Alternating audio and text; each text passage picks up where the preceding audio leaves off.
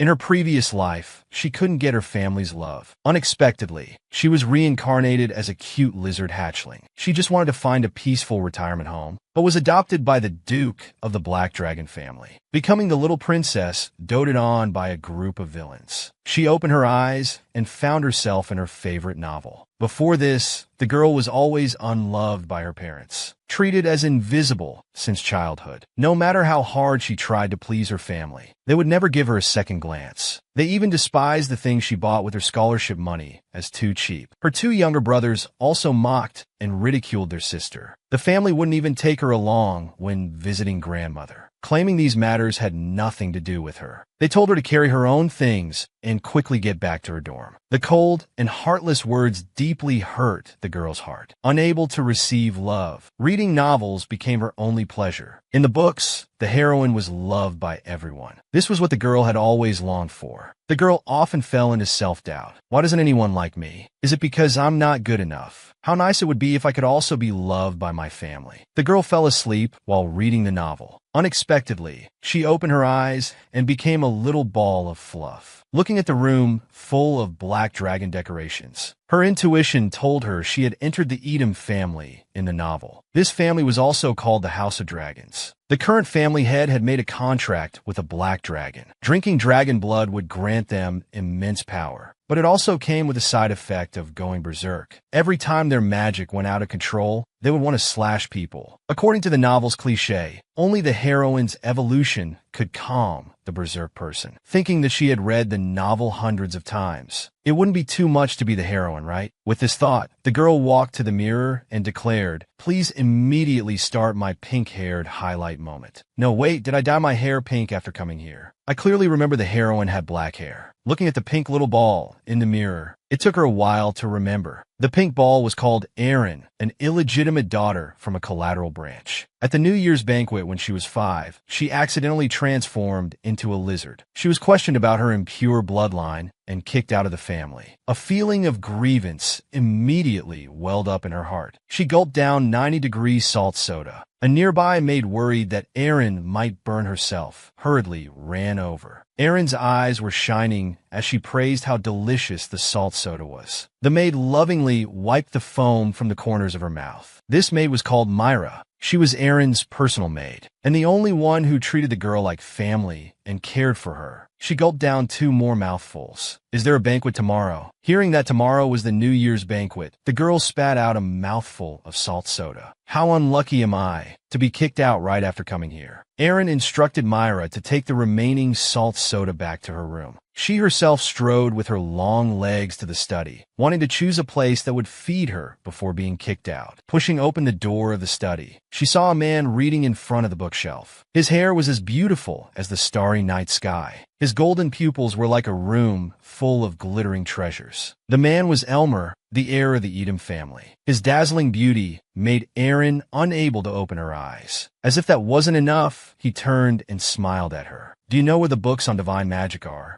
Erin's brain froze for a moment. After coming to her senses, she told him in a childish voice, "In the first bookcase, second shelf." Elmer looked at her without saying a word. Erin thought Elmer didn't like her baby voice, so she left on her own. Erin happily flipped through the places she was going to go, but she didn't notice Elmer approaching. "What are you looking at?" The sudden voice startled Erin. "The study is so big. You seem to know this place very well. So what are you looking at?" As a 20-year novel fan, Erin's intuition told her this was a trap question. She was going to be kicked out tomorrow, so she couldn't give them any excuse here. Erin smiled innocently. "I'm learning to read." Elmer showed a meaningful expression upon hearing this. Then he left, seemingly uninterested. Being too nervous caused Erin's body to react strangely. With a poof, Erin disappeared on the spot. Only a small bulge appeared under her clothes. Then a cute pink lizard hatchling crawled out.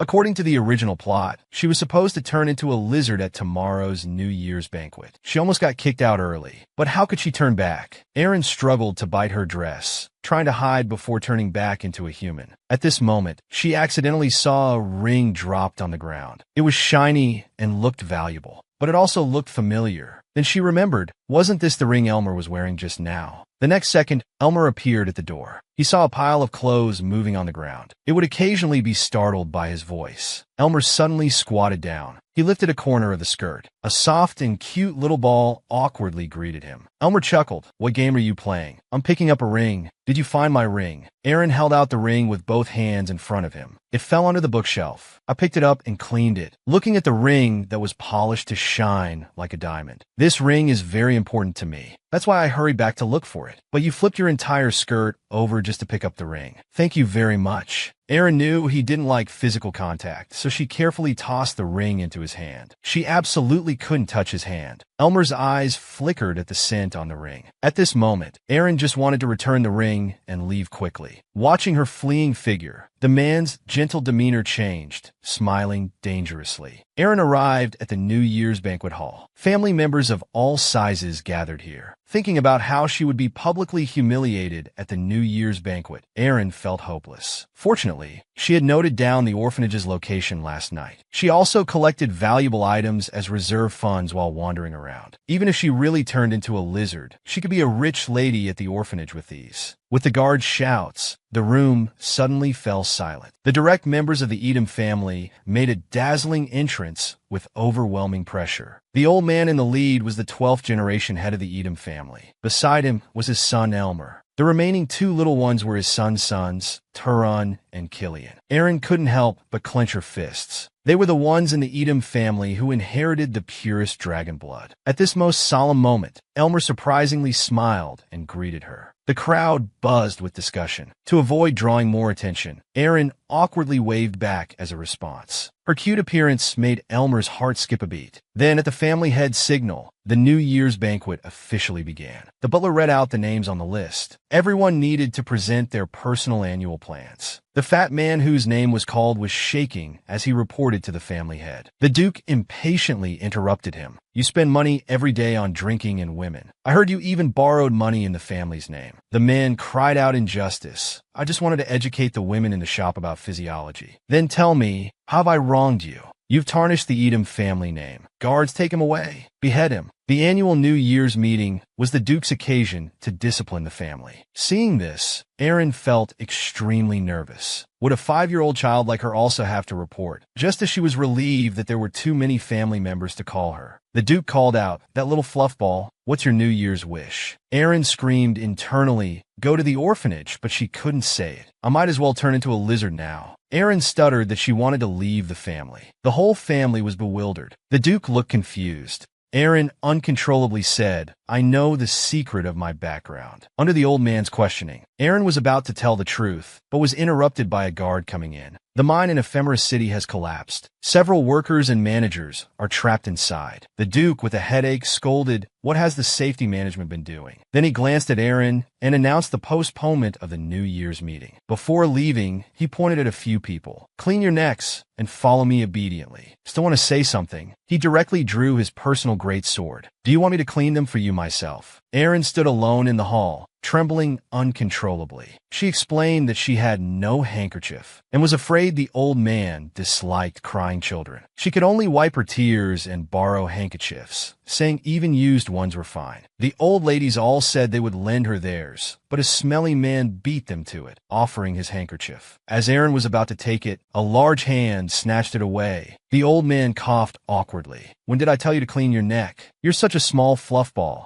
Not even enough for cattle feed. You'll speak first at the next meeting." Aaron couldn't help but ask, "Grandfather, where are you going?" The Duke suddenly stopped, turned and asked, "What did you just call me?" Aaron was so scared she broke out in a cold sweat. "Smiling girls have the best luck." Aaron sweetly called out grandfather again. The Duke, as if struck by lightning, was overjoyed inside. But he turned around proudly. "You little fluffball, I'll examine you thoroughly at the next meeting. Next time, is this a death threat?" Aaron's New Year's wish was just to run away from home, but she was adopted by the Black Dragon Duke, forced to play a game of filial piety. As Aaron was planning her escape route, her head was hit by a flying ball. Just as she looked up to see who was playing this prank, another hit came. She dodged quickly, otherwise her head would have been cracked open. "Crybaby, why are you alone? Don't you have a family or friends?" It turned out to be a group of naughty kids. They even ordered her to fetch the ball like a dog. Aaron was a bit angry, but thought she should endure it for now. He hasn't received any family education. He has no parents. My mom told me not to play with kids who don't have parents. Hearing this, Erin couldn't hold back anymore and glanced at the stone behind her. She raised the stone high. Those golden pupils were also filled with anger. The boy was so scared he collapsed on the ground. With a cry,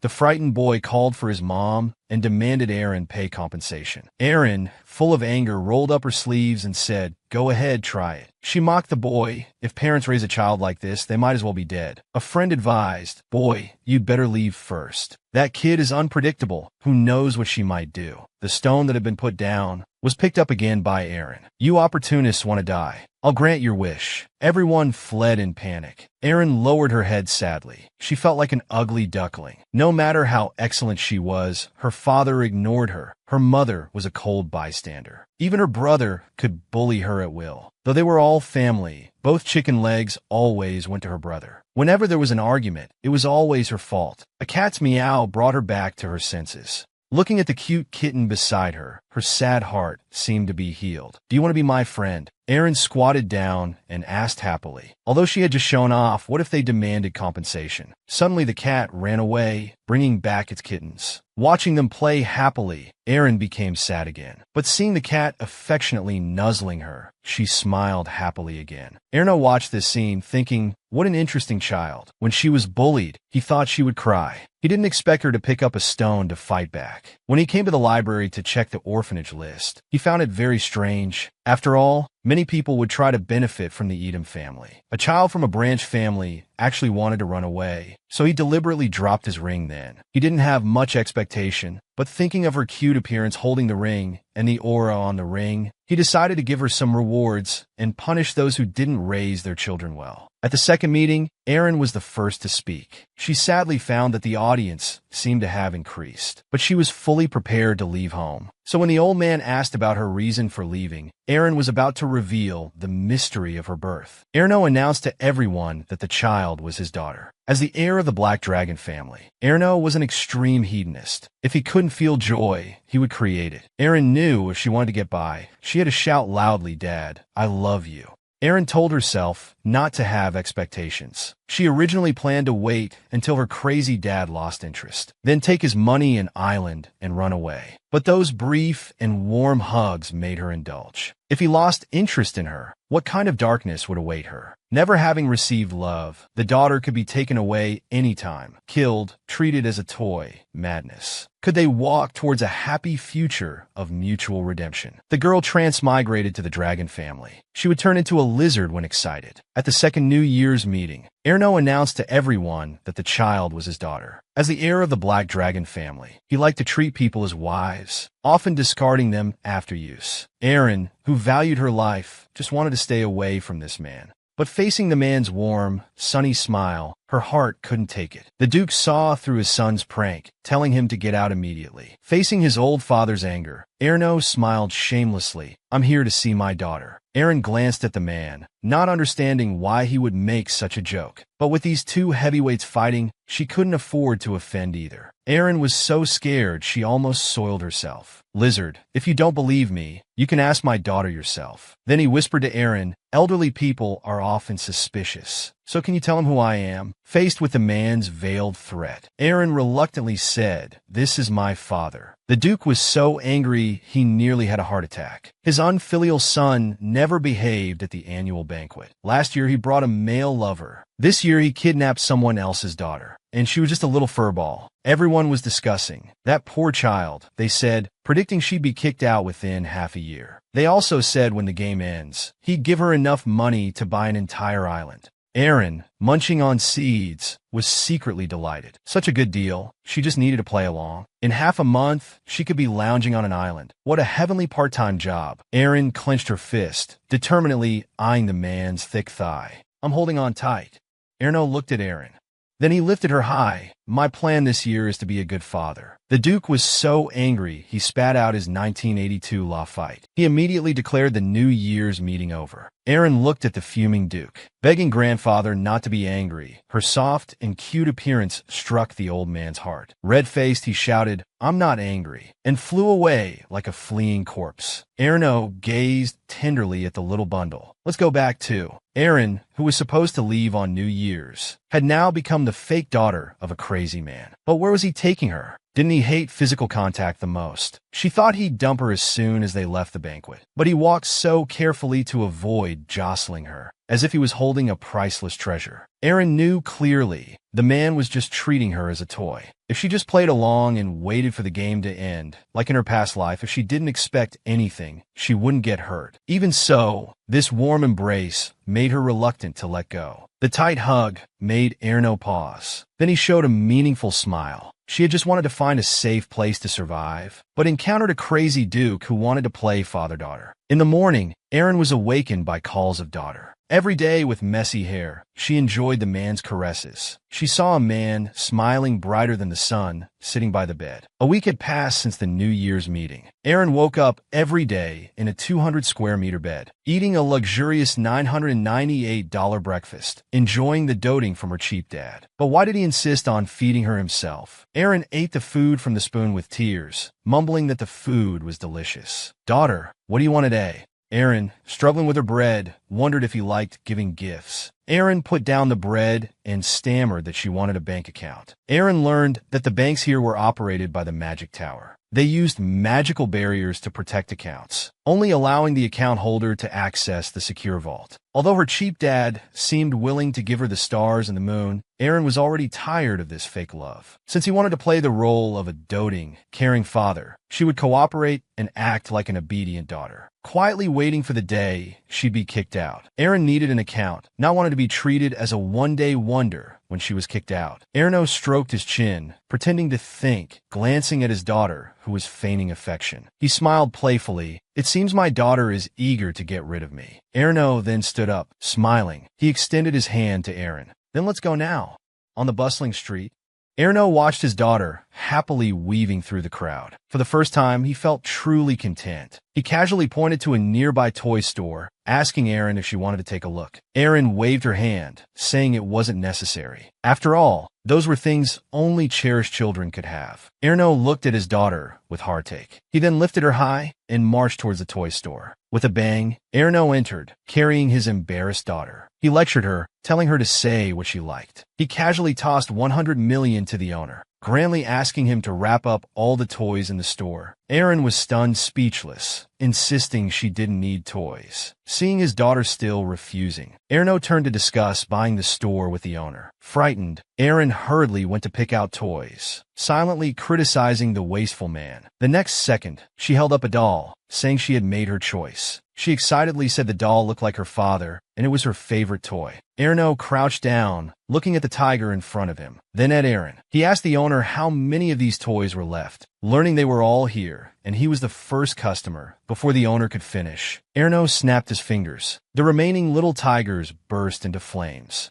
Aaron picked up his panicked daughter. The owner, realizing what happened, hurriedly called for fire extinguishers, but was hit squarely by a suddenly flying coin. "The fire will go out when the dolls are burned." He told the owner, as a token of goodwill, not to sell these dolls anymore in the future. And so, amidst the raging fire, Aaron was respectfully seen out by the owner. "From now on, dolls that look like me will only belong to my daughter." "Happy?" Aaron, amid thick smoke and cold sweat, replied, "Whatever makes you happy." A crazy dad who could snap at any time and liked to choke people turned out to be a super daughter-doting father. The wealthy and influential Edom family held 2 meetings every week. The old man took family meetings very seriously, but was angered by his unfilial son, slamming the table. As a capable, rich second generation, he wasn't fazed at all. He continued gently feeding his daughter pudding. Seeing her grandfather about to explode, Aaron suddenly panicked. Softly calling out to her grandfather, "I won't eat pudding anymore. Aaron will be a good child. So, grandfather, please don't scold father, okay?" The old man looked at the soft, adorable little fluff ball before him. All right, you eat, and if it's not enough, call the servants for more. Though he still wanted to kick out his unfilial son, Erin, having received permission, continued eating the pudding that tasted like her cheap dad. Her adorable eating manner melted everyone's hearts. Then, at the old man's signal, the meeting continued. Someone brought up that production had stopped due to lack of materials. Erin sensed her crazy dad's terrifying aura. Hearing the family discuss the shortage of ephemeral stones, she remembered it was a type of floating, or which would be discovered by the soon-to-arrive female protagonist. And the location was right behind the Duke's mansion. Don't ask why it's there. It's just the protagonist's halo. Erin, familiar with the plot, silently apologized to the female lead. To avoid being kicked out so quickly, and to please her cheap dad even more, she softly asked what ephemeral stones were. Erno thoughtfully used magic to create an image of the ore. It's just useless stones floating in the air. Erin was speechless after hearing this. Boss, are you taking advantage of my lack of education? She then said she had seen such stones before. As soon as she finished speaking, she panicked.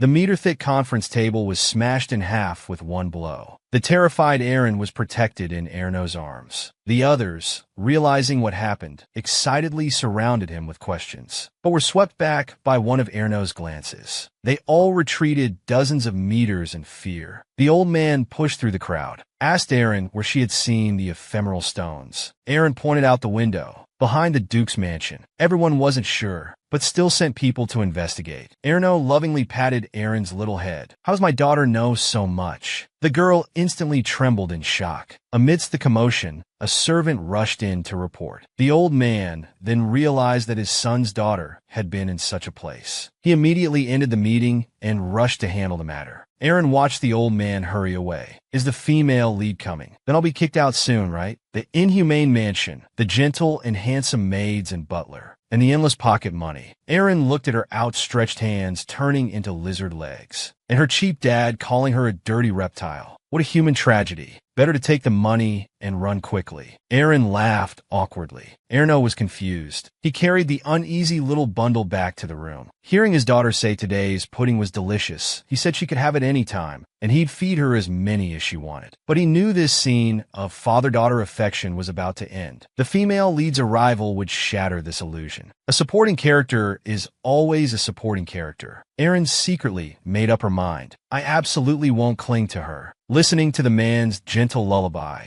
she still weakly called out Papa. Good night, Erin. She had a nightmare that night. In her dream, her crazy dad viciously choked her, calling her a dirty reptile, and threatening to turn her into lizard preserves. Forcing herself to be spirited, Erin came out wearing a beautiful dress, asking the maid if her father would like it. Of course, young miss is the best and cutest. Erin blushed at the maid's praise. But just then, there was a sudden knock at the door. Erin instinctively wanted to open the door for her crazy dad. She happily picked up the little tiger and went to greet him. Unexpectedly, it was her two brothers standing at the door. The red-haired one with high blood lipids was her older brother Karen, who would later become one of the top magicians. The black-haired Celian was a copy of his younger brother Erno, who would later become a sword prodigy. At her brother's urging, Erin came back to her senses. She tried to catch up with her brothers, walking and running. But watching their backs, getting further away, Erin fell into unpleasant memories of her past life. What should I do, being so useless? The parents who gave birth to you must be so pitiful. Overwhelming panic made Erin breathless. I'm too slow. Brothers, please go ahead. Facing her brothers who had turned back, and the big hand suddenly reaching out, Erin, feeling she had done something wrong, closed her eyes. I don't want to be hit. Unexpectedly, her brother just patted her head, then picked up the little tiger lying on the ground, and asked his brother Celian to carry the girl on his back. Erin, who had never felt warmth before, was suddenly at a loss. She climbed up at their repeated urging. The Tsundere redhead reminded Erin, don't develop too many feelings for father. No matter what he says or does, treat him like air. Erin looked at the kind and warm young man before her. She jumped down from Celian's back, pitter-pattered a few steps forward, then turned her head and said, I have secrets too. Thank you, my dear brothers. Erin's playful demeanor made the two boys blush slightly. With a creak, she pushed open the large door before her. There sat a man in luxurious clothes, unparalleled in handsomeness, resting his chin at the dining table. Erno gently opened his arms, welcoming his daughter, rushing towards him. Erin easily cuddled up to her crazy dad. Father, I missed you so much. Seeing this, the two brothers awkwardly curled their toes. The man keenly sensed that something had happened between the three, but he didn't ask further. He just pinched Erin's soft, cute cheeks. Do you like this doll very much? Erin unconsciously touched the little tiger. This is the first gift I've received in 2 lifetimes. Thank you for giving me such a cute doll. Erno looked at the little bundle before him with a complex expression. He couldn't help wanting to pat his daughter's head, but was stimulated by the red light from the ring and lost control. With a crack, the little tiger and Erin were knocked to the ground.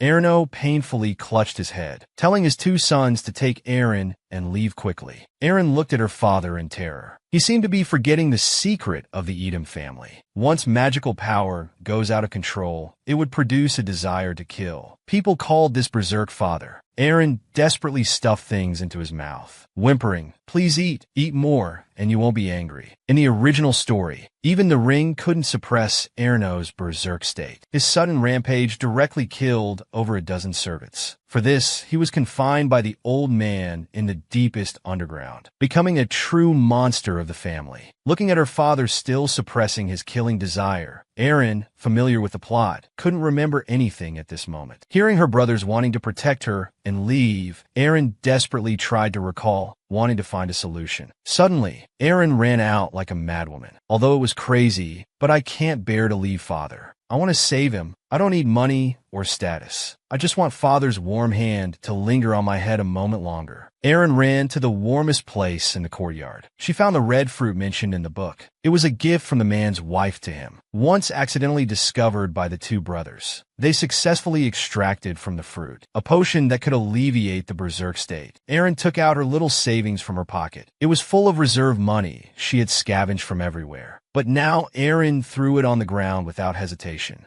Although the fruit was covered in branches, Erin could only jump up to pick it. Her fingers were also scratched by the branches. Looking at her injured fingers, Erin didn't back down. The fruits and treasures scattered on the ground were her deep attachment to her father. Just as she was about to take the picked fruit to save her father, she heard screams coming from the dining room. The man, surrounded by magical energy, was lifting a servant high by the neck. Erin, wanting to prevent the tragedy, shouted father at the man. The man, who had lost his senses, casually threw away the servant. He decisively approached the source of the mortal voice. Erin, frightened, kept backing away. She tightened her grip on the strap in her hand. She knew in her heart that Elmer was the one suffering the most, because he too had been ostracized when he was in the most pain. Erin gathered her courage and ran towards her father. I'll definitely save you. As her brothers were about to arrive, they saw Erin being held up in the air by the man. Seizing the opportunity, Erin bit hard on his hand. As he loosened his grip in pain, Erin grabbed his collar and quickly stuffed the fruit into the man's mouth. The man grimaced but happened to bite into the fruit. Then he fell to the ground with a thud. Erin straddled his chest, grabbed the fruits on the ground, and desperately stuffed them into the man's mouth.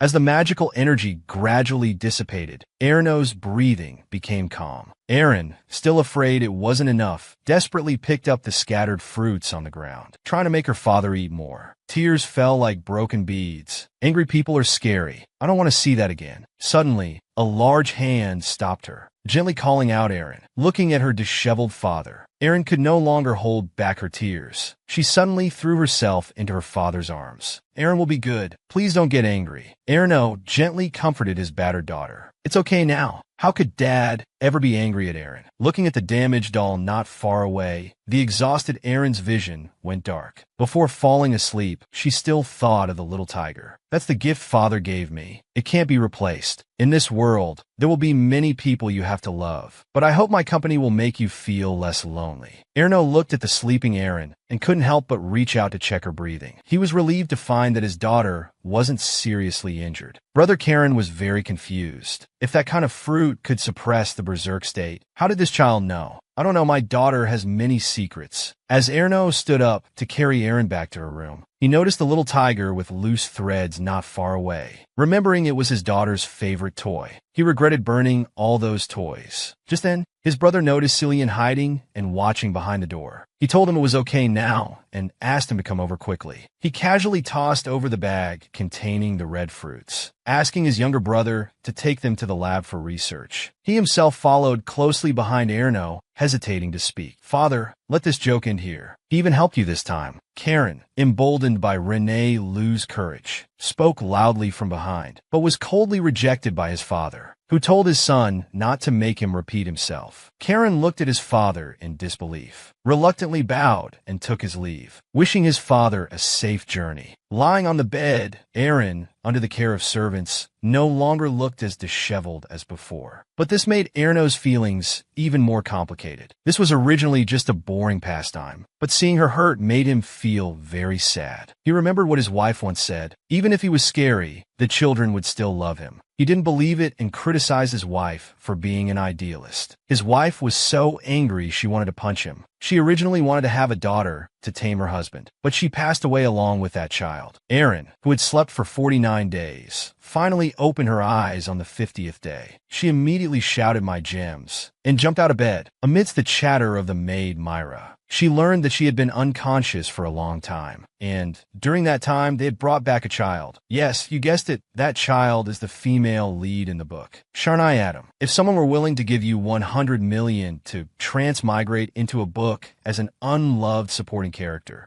what would you do? The maid Myra stirred the thick soup, feeding Aaron spoonful by spoonful, learning that her father had only visited once during her coma and was about to adopt the female lead as a daughter. Her little face couldn't hide the disappointment. Myra comforted Aaron warmly. She also hoped to have an obedient daughter like her. It would be even better if she could always be so well-behaved in the future. Aaron changed into the prepared gown and went to the study with the maid. Opening this door, she would see the harmonious scene of her father and the female lead. Aaron told herself it was okay. If she didn't expect anything, she wouldn't get hurt. She pretended to be happy and greeted her father and grandfather, realizing that the one hiding behind her grandfather was the female lead, who shyly hid away the moment she saw her, while her father just glanced at her coldly and turned away. Oh boy, not even willing to put on a facade anymore. Aaron cried inwardly. Fortunately, the old man was understanding. For Aaron's discovery of the Mayfly stone and suppressing the berserk state, he rewarded her with anything she wanted. Stunned by this windfall, Aaron thought, "To hell with that bastard father. Step aside." She quickly walked up to the old man, stretching out her hopeful little hand. "Please don't hesitate to transfer 1 million yuan to my account." Unexpectedly, the old man sighed. Aaron's heart sank, thinking she had asked for too much. But she was shocked by a notification of 100 million being transferred to her account. "Oh my God, you're my real grandfather from now on." Just as the little rich girl was counting the zeros in her account, she was suddenly pulled into an embrace by the man next to her, who also took back the newly transferred money. Aaron was so anxious that tears welled up in her eyes. Just as she was about to scratch the man, she heard a notification of 1 billion being deposited. Aaron was so shocked her facial features went flying. "Dad, you're my real dad. No, no, no, from now on, you're my God." Just as the two were immersed in their father-daughter moment, the old man couldn't help but urge Elmo, telling him to quickly process Sharnai's adoption papers. "Lord, I already have a daughter. This child has the ability to soothe the berserk state. Adopting her will only benefit you." Seeing the two arguing endlessly, Aaron sensibly prepared to leave. A supporting character is just that. One should know when to stop. Having already gotten what she wanted, she should quietly exit when the curtain falls. Although a bit sad, at least she had it once. Isn't that right? Aaron quickly walked out of the study, mumbling about wanting to take a nap. Aaron, pretending to be happy, said she could manage on her own, then rushed back to her room in one go. Myra noticed the girl returned earlier than scheduled, but still planned to carry out her task as normal. Have you ever seen arrows that breathe fire? Üç, iki, bir, tajda. Look at you, filial child. Want me to skewer you? In the evening, Aaron sneaked to the butterfly garden, wanting to retrieve her collected savings. Planning to run away from home the next day, she accidentally encountered her maid acting suspiciously. Just as she wondered what was in her hand, she heard the guards' voices from behind. She had to put aside her doubts and flee first. In the morning, Erin was awakened by sunlight in her eyes. She coldly recalled her last dinner with her father, but was informed by the maid that the old man was very angry and had confined Erno. It seems he didn't come not because he disliked her. Erin regretfully knocked on her own head. That man wasn't someone she could wake up. Fully dressed, Erin still couldn't resist going to find her father. The moment she pushed open the door, she saw the female lead's treatment for her father being interrupted. She hurriedly apologized. Erno smiled and waved for his daughter to come over. Erin hesitated for a moment, then pitter-pattered into her father's arms. Grabbing her father's sleeve, she asked if grandfather had scolded him. Unexpectedly, the man asked Erin if she had ever seen a sword that breathes fire. He told her to count to 5. With a clang, the old man burst in with a fire-breathing sword. Erno, you unfilial son, who told you to transfer the family's mines to your name? Wasn't it the family head who said he'd give me the mines? You said it yourself 2 years ago. Shut up. You refused back then, and now you want them. Stop acting like a mad dog. Erno paid no attention at all. He even laughed and mimicked a dog's bark twice. This angered the old man and his fire sword so much they wilted on the spot. Before the old man could continue, with a snap of his fingers, he teleported the old man out to reunite with a Huang's family. He truly had the worst luck in 8 lifetimes to have such a son. Suddenly, Erno remembered something. Another snap of his fingers, and a repaired doll appeared before their eyes. Erin held the even softer little tiger, thinking this dad was worth loving. Even Thanos couldn't play like you. Looking at Erin's beaming smile, the female lead finally couldn't resist asking to pinch her cheeks. After receiving Erin's affirmative answer, the female lead's large hands pinched Erin's face into various shapes, exclaiming it was as soft as freshly baked bread. Cease. Sister, wait a moment. The female lead's hands froze in midair. Just as Erin thought she had said something wrong and was about to apologize, the female lead's face turned red with satisfaction. She hugged the adorable little dumpling before her. You're 5, I'm 8. Just call me sister. Who could resist such a cute little sister? Erno watched his little cabbage being pawed at by another creature with displeasure, not knowing he would soon lose his daughter completely. The female lead's arrival made Erin anxious, only because this world's female lead was too dazzling. But why does she always like to chase me around to feed me? Come on, Erin, open your mouth. This female lead must be seriously ill. The two finished breakfast amidst their playful banter. Suddenly, Sanai Huget Evin Tai Li, thanking her for her companionship, which made her feel at ease in this unfamiliar place. Erin softly comforted her. Sister, you'll soon be father's daughter. He'll treat you very well. Unexpectedly, the female lead didn't want to become his daughter. Erin looked at her in confusion. In the original story, the female lead wasn't this resistant. Perhaps it's because the plot has just begun. It will get better later. Erin remembered a recent treasure theft incident. It was said the Edom family had 3 treasures that could actively choose their masters. First was the old man's fire-breathing sword. Second was Erno's balance fragment. The last one was the dragon pearl. The treasure that would be stolen this time was the balance fragment. It could stabilize Erno's unstable mental state. It was also because of the fragment's recognition of its master that even if the old man was angered to the point of a heart attack, he couldn't easily drive Erno away. As the female lead found the balance fragment, she gradually grew closer to Erno. Erin's brain stalled at this crucial moment. She couldn't remember who stole it no matter what. The female lead saw Erin's troubled face. She immediately grasped her hand, telling her, if you have any difficulties, I'll definitely help you. Although we've just met, I feel like you're my real little sister. I hope you can always be happy. Erin had once fantasized about becoming someone like the female lead, but now she was so moved by the female lead that she wanted to die for her. Sister, I'll make you even happier. The fired-up Erin secretly vowed in her heart to make the relationship between the female lead and Erno even closer, and to make the female lead happier than in the original story. So, she quietly put away her packed luggage. The The next day, she heard that it was Erno's birthday. The maid Myra encouraged her to be the first to give a gift. She casually told Aaron about the existence of another balance fragment. If the fragments are united, your father won't go mad anymore. I know where the other fragment is. If you give this gift, your father will surely choose you over Char and I. Miss Aaron, what do you think? At this moment, Aaron's memory became clear. As if possessed by Conan, there was only one truth. The thief who stole the treasure was him. Smarty, do you know who he is? Because he turned into a lizard, everyone despised him, clamoring to step on him. And the one orchestrating all this was actually the person she trusted most. Aaron knew who had stolen the treasure, but didn't immediately reveal it. Instead, like a mischievous child, she didn't want to disrupt the plot. She only said that stealing was wrong. I'll pretend I didn't hear what you just said. Then I suppose it's fine if I reveal that you're a beast person. After all, I've been by your side for so long. And that hot cocoa from last time, wasn't it delicious? You were supposed to transform at the New Year's banquet, but I helped you avoid it. But this time, you won't be so lucky. Betrayed by the person closest to her, Aaron curled up hurt in her blanket. According to the plot, the female lead would soon find the thief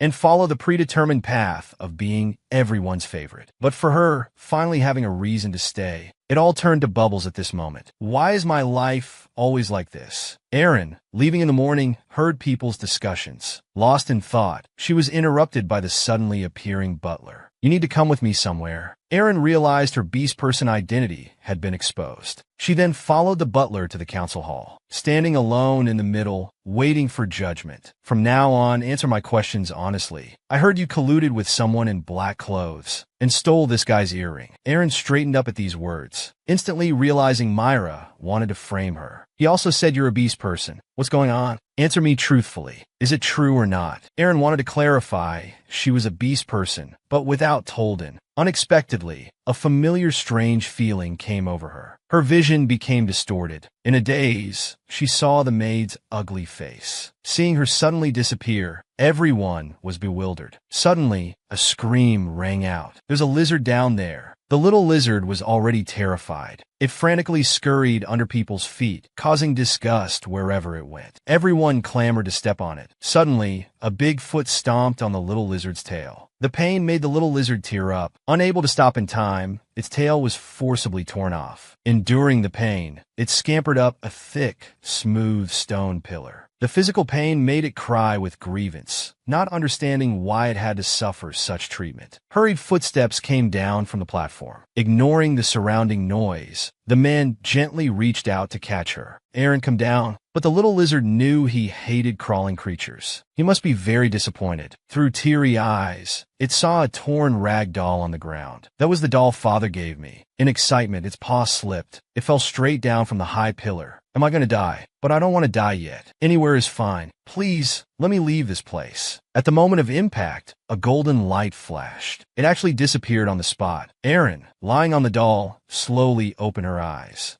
Suddenly, a small hand scooped her up. Seeing it had no tail, she guessed it was also an abandoned creature. Your situation seems similar to mine. I like you. From now on, you'll be my pet. The girl was secretly rejoicing at her successful plan, completely unaware of someone approaching from behind. Everyone only heard a scream, then saw the maid collapse to the ground, clutching her arm. My daughter cried. Elno ignored his terrified pleas, ending his life with a crack. But it wasn't over yet. He then looked at the fat man who had stepped on his daughter's tail. You were so talkative just now. Now, go to hell and keep talking there. Seeing he was about to cut down everyone, the old man rushed to stop him. The man casually wiped the blood off his sword. If it weren't for you, this wouldn't have happened. The old man was angry at his accusation. That child is a reptilian beast person. She might not be of the Edom family bloodline. This thoroughly enraged Elmer. He directly pointed his sword at his own father. The old man blocked it with the pen in his hand. No matter what, she is my child. After saying this, he was about to leave home. The rage had pushed the man's body to its limit. Even so, I hope you can bring my daughter to me before the rage takes over. The butler nearby also felt the old man went too far. You knew early on that was the lady's enemy spy.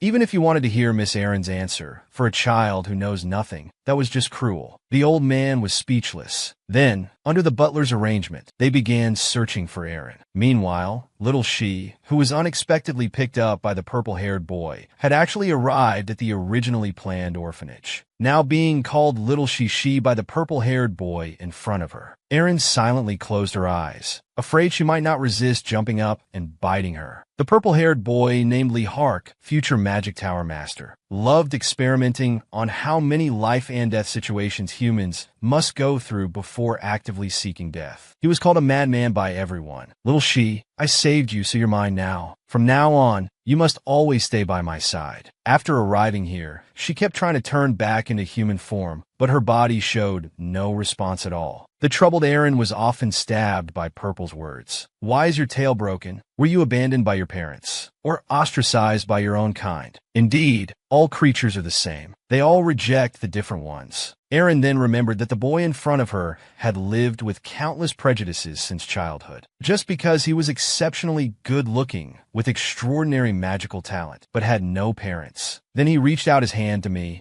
promising that from now on, we would be each other's family. You can also prove that you're not inferior to them. In the future, if anyone bullies you, you fight back. The boy, engrossed in conversation, was startled by the sudden opening of the door. He quickly stood up and hid the little lizard behind him. The newcomer was the orphanage director. Why didn't you go to training today? The boy, nervous, unconsciously tightened his grip, squeezing Erin to make a strange cry. What's that sound? I've said pets are forbidden here. The boy waved his hand, saying, you heard wrong. It was just me hiccuping. The boy tried to continue his excuse, but was interrupted by the director's stern tone, telling him to move aside. The boy excitedly refused. Even if you're the director, if you take my things, I won't forgive you. As a big fight seemed about to break out, Erin trembled in fear behind him. Hearing Lee Hart call him director, it seems he was the hero of the Holy Demon War. The man once had a happy family. Shortly after the war broke out, guided by God, he came to the battlefield to fight. Although they eventually won the war, the man's wife and children also died in the war. Since then, he disappeared from public view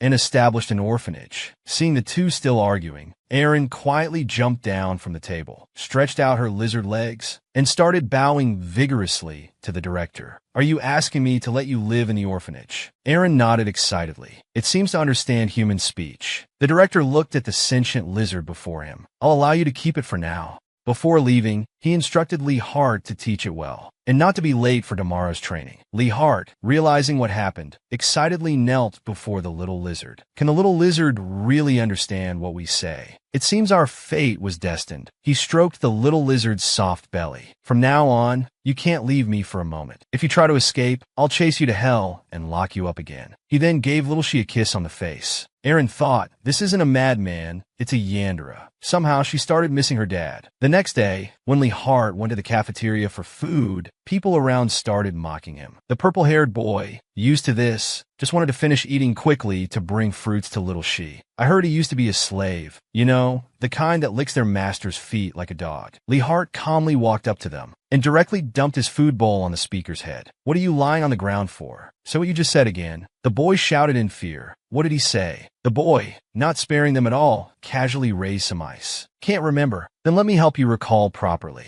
Suddenly, a large hand stopped him. I've told you it's forbidden to use magic on others. It's dangerous. You might kill someone. Lee Hart looked at the director who didn't understand him, feeling extremely wronged. He angrily shook off the hand holding him. What did he care if they lived or died? He then ran out without looking back. Erin sat by the window, waiting from dawn till dusk, but didn't see Lee Hart's fruits. Suddenly, hurried footsteps were heard. Erin quickly hid under the bed. Little She, come out quickly. Lee Hart has run away from home. Hearing it was the director's voice, she hesitantly crawled out. The man saw that she indeed understood human speech. He then reached out his hand. Little She, can you help me find Lee Hart? What a weirdo, treating a lizard like a dog. The director actually took out Lee Hart's smelly socks for her to sniff. But surprisingly, she found a scent trail. The director followed Erin's guidance, quickly moving through the forest. Suddenly, with a flash step, he left the little lizard's soul chasing after her blown-away body. With only save me, in her mind, she hurriedly patted his clothes to signal him to stop. But he misunderstood, thinking the person they were looking for was nearby, and kept praising the lizard's keen sense of smell. Then the man found an open space and put the little lizard on the ground. The village is dangerous. You just look around here. As he spoke, he extended his sweaty hand. This is my scent. After you finally heart, come find me. Erin followed the scent all the way to the village. She quickly found that familiar figure. The boy was sitting alone on a swing, quietly sobbing. Erin struggled to climb onto his shoulder, gently licking the boy's tear-stained face. Lee Hart looked at little She in surprise. Did you come to find me? With such short legs, it must have been hard to crawl all the way here. The boy rambled on about what happened today, defiantly stating that he had already dealt with those annoying guys. Especially that idiot AI Shio, always bragging about being adopted. I'm not envious of him. Even without parents, I can live well. He sometimes wondered why his parents didn't want him. What was it about him that was so disliked, causing him to be abandoned at birth? Later he found out that ordinary people dislike magicians. But if that was the case, shouldn't they have killed him when he was still in swaddling clothes? Seeing the boy falling into extreme emotions, she remembered from the original story that Hart only learned he was the lost child of the Collin family when he met the female lead as an adult. Erin looked at the handsome, sad boy before her and decided to help him find his family early. Would that make his and the female lead's lives happier? Erin hopped in front of the boy, patting her chest to promise she'd help him find his family. Seeing the boy's blank face, she gestured more vigorously. Your family didn't abandon you.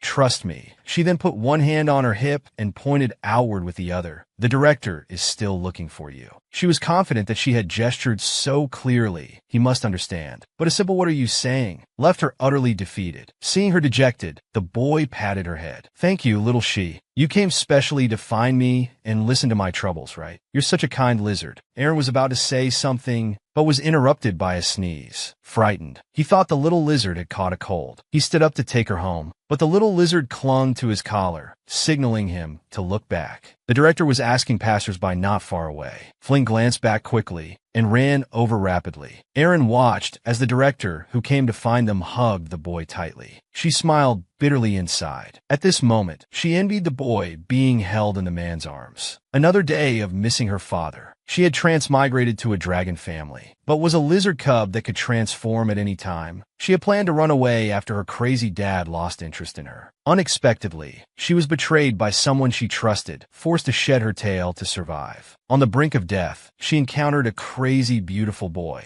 The two little ones, together day and night, quickly became each other's closest companions. The boy fell into a deep sleep under Erin's comfort, while she sat by the window, thinking of her father alone. The director was surprised to see the little lizard still awake so late. He joked that she was a night owl. The lizard man looked at the boy before him with affection. Although Hart appeared strong on the surface, inside he was a child very afraid of loneliness. Because he was a magician's child, he suffered bullying and insults from everyone. But the director didn't believe his parents would abandon him, because a magician's bloodline was extremely precious. He had been secretly searching for his parents, but unfortunately without much progress. Perhaps, little She, you can fill the void of trust and love in his heart. Before leaving, he asked her to take good care of the boy. After the director left, Erin struggled to climb onto the bed, ready to enter dreamland. Something seemed to emerge from her back. It was itchy, but she couldn't reach it. Finally, little She gave up. She prayed to return to her original form soon. The next day, Hart limped upstairs with his crutch, grumbling. Damn director, training me for hours early in the morning. When will it end? Suppressing his anger, he took a deep breath. Little She, I'm back. Come out and greet me. Unexpectedly, what he saw was a pink ball of fluff. The boy, dazed, came to his senses, angrily questioning why the girl was in his room. Erin quickly waved her hands. Let me explain. Suddenly, he noticed the lizard skin in the girl's hand. His fury made him release ice magic. What did you do to my little She? Remembering the director's warning that doing this might kill someone, he reluctantly withdrew his magic and told her to get out. At this moment, the director came over, hearing the commotion. Seeing the two in a chaotic state, he asked what happened. Director, this strange girl entered my room and claims she's little She. The director noticed the large tail under the girl's clothes. Then he took the girl to the living room. learning that the girl's name was Aaron, a lizard beast man. Only then did Lee Hart believe the girl before him was little she. The sudden return to human form made Aaron a bit embarrassed. If it had been a bit later, it would have been a major disaster. The director brought up her parents, thinking of her father's terrifying gaze. Aaron was too horrified to speak. Seeing this, the director didn't ask further. He let her stay with the boy to look after each other. Before that, you need to learn to hide that constantly swaying tail. Aaron frantically tried to cover her tail with her dress. The director stood up, telling them to rest early. He would inquire about beast men in the capital soon. Aaron remembered the Collin family was in the capital. This also meant Lee Hart could soon meet his parents. But how should they get to the capital? Aaron, back in human form again, only wanted to help Phone Pie find his family and make him happy. But he tried to kill me the moment he saw me, just because I was no longer in his palm. The daily companionship at the orphanage made Lee Hart open his heart to her. Every day, he took her to his secret base, sharing his collected treasures. These were all pretty things he picked up while walking. There were sturdy acorns, colorful shells, particularly red maple leaves, and the corpse of a multi-horned bug. Seeing her scream in fright, he laughed. Then, as if presenting a treasure, he pulled out a blue crystal. I picked this up yesterday. Isn't it beautiful? It's a fragment of Erno's earring. Do you like it? Little she Aaron hoped he would call her by her name. Little she is the name I gave you. You are little she. Seeing the girl staring at the blue gem, I'll give this to you. But what can you give me? And what she could give him was only to help the boy find his birth parents. I'll take you to the capital. The boy rejected without a second thought. The capital is no good this way or that. I don't want to go. There might be unexpected surprises for you there. Seeing the boy's attention caught, Aaron promised she wouldn't disappoint him. The boy reluctantly agreed. But if I'm not satisfied with the gift, little she, you'll have to stay by my side forever. We're both alone. Let's become each other's family. After a moment of silence, the girl pinky promised with the boy, accepting this commitment. In Aaron's plan, the director would take a carriage to the capital tomorrow. He would surely discuss some matters with the children. They would sneak onto the carriage when the coachman was away, hiding under the coachman's seat. As long as they weren't discovered by the director midway, they could successfully reach the capital. After all, given the director's personality, he would never bring them along. But it would take a week to reach the capital. Indeed, the plan seemed difficult to realize. But she wanted the boy to reunite with his parents and give the gem fragment to her crazy father. Also to withdraw the money from the bank. Lee Hart saw the girl still pondering a feasible plan. Little she, you really want to go to the capital, don't you? Didn't we agree yesterday? We're family. Whatever you want to do, I'll be with you. This moved the slow-witted girl's heart. Soon, it was the day of the director's departure. Their plan was implemented very smoothly. They thought they could sit inside and eat snacks, but it ended up like playing Tetris. Lee Hart couldn't help but call out Aaron. Then, seeing her cute face up close, his cheeks turned red with embarrassment. Stammering, he couldn't say a word for a long time. When the carriage started moving, with a series of bumps and jolts, the two little ones realized they were in trouble. Because for the rest of the journey, director, help! As expected, the unexpected happened. Only because the two little ones' cries under the seat were too pitiful. Knowing they had done wrong, the two lined up, accepting the director's spit-flying bombardment. The man was very troubled by these two disobedient fellows before him. Just as he was about to call another carriage to send them back, Aaron panicked and begged the man to take them along. Considering the capital too dangerous for children, the man firmly refused. Unwilling to give up, Aaron stated she had important things to do herself. Lee Hart, seeing the girl's troubled face, couldn't help but want to speak up for her when Aaron pulled out a blue gem from her pocket. I need to give this gem to the Edom family. In her urgency, she revealed her acquaintance with the Edom family. Only she could deliver it to them. If the director went alone, they might be suspicious and worry you.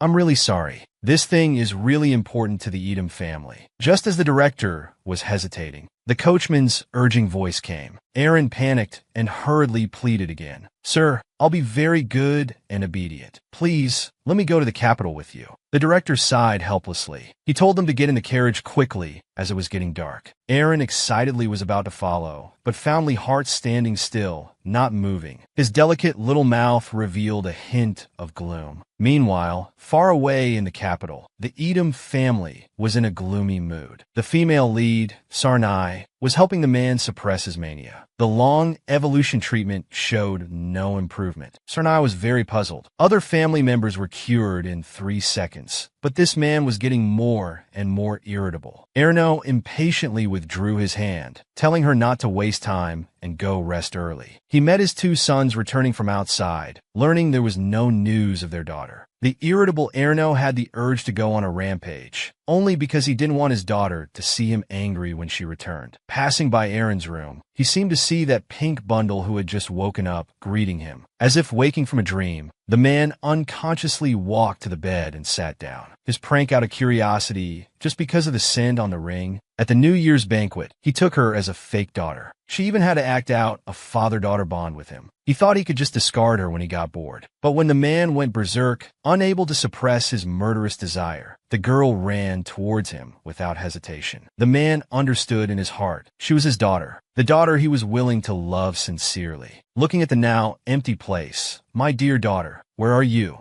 My dear daughter, where are you? Are you, like Daddy, trying your best to come home?" Finally convincing the director to take them to the Capitol, but finding Lee Hart still standing there. The girl thought he was angry about her lie, but he excitedly praised her for being so clever, making up such a reason with a casually picked up gem. As Aaron was wondering how to explain to him, he grabbed her hand, hurriedly catching up with the departing carriage. The girl wasn't very happy. Her lies were like haphazardly stacked blocks, not knowing when they would collapse. Soon the carriage arrived at the stop arranged by the director. Lee Hart was like a child on his first outing, attracted by all sorts of things. He soon noticed the colorful desserts on the table. While eating, he kept asking if this or that was edible. At this time, the director said he had to go out for a while, instructing them to stay put and not wander off. They could use this communicator to contact him if anything happened. As for the gem matter, he'd deal with it when he returned. At night, seeing the two little ones sound asleep, the director felt at ease to go about his business. He wasn't sure if bringing them to the Capitol was a good idea, but seeing Aaron's face, like his own daughter's, he couldn't bring himself to refuse harshly. Yet he didn't want to regret his decision again. The next morning, among the items the director left on the table, Aaron found $30,000 in cash. She glanced back at the still sleeping Lee Hart, recalling his words about staying together forever. Aaron dismissed it as just a joke. After all, he was still just a child. He wouldn't understand the meaning of what he said. No expectations mean no hurt. He just wanted to stay at the orphanage and happily catch butterflies. Aaron decided to help him find his family first. He would surely be very happy. After some thought, she still left him a letter. Then she tidied up her clothes and prepared to go out. Despite her soft and cute 5-year-old appearance, it didn't affect her 18-year-old soul's desire to go out and have fun. Soon her stomach growled in protest. She had to put aside her grand ambitions and head for a place to eat. Walking on the street, Aaron saw delicious bread. But in her heart, she shed tears of poverty. Counting the coins in her hand, she should still be able to rent a carriage.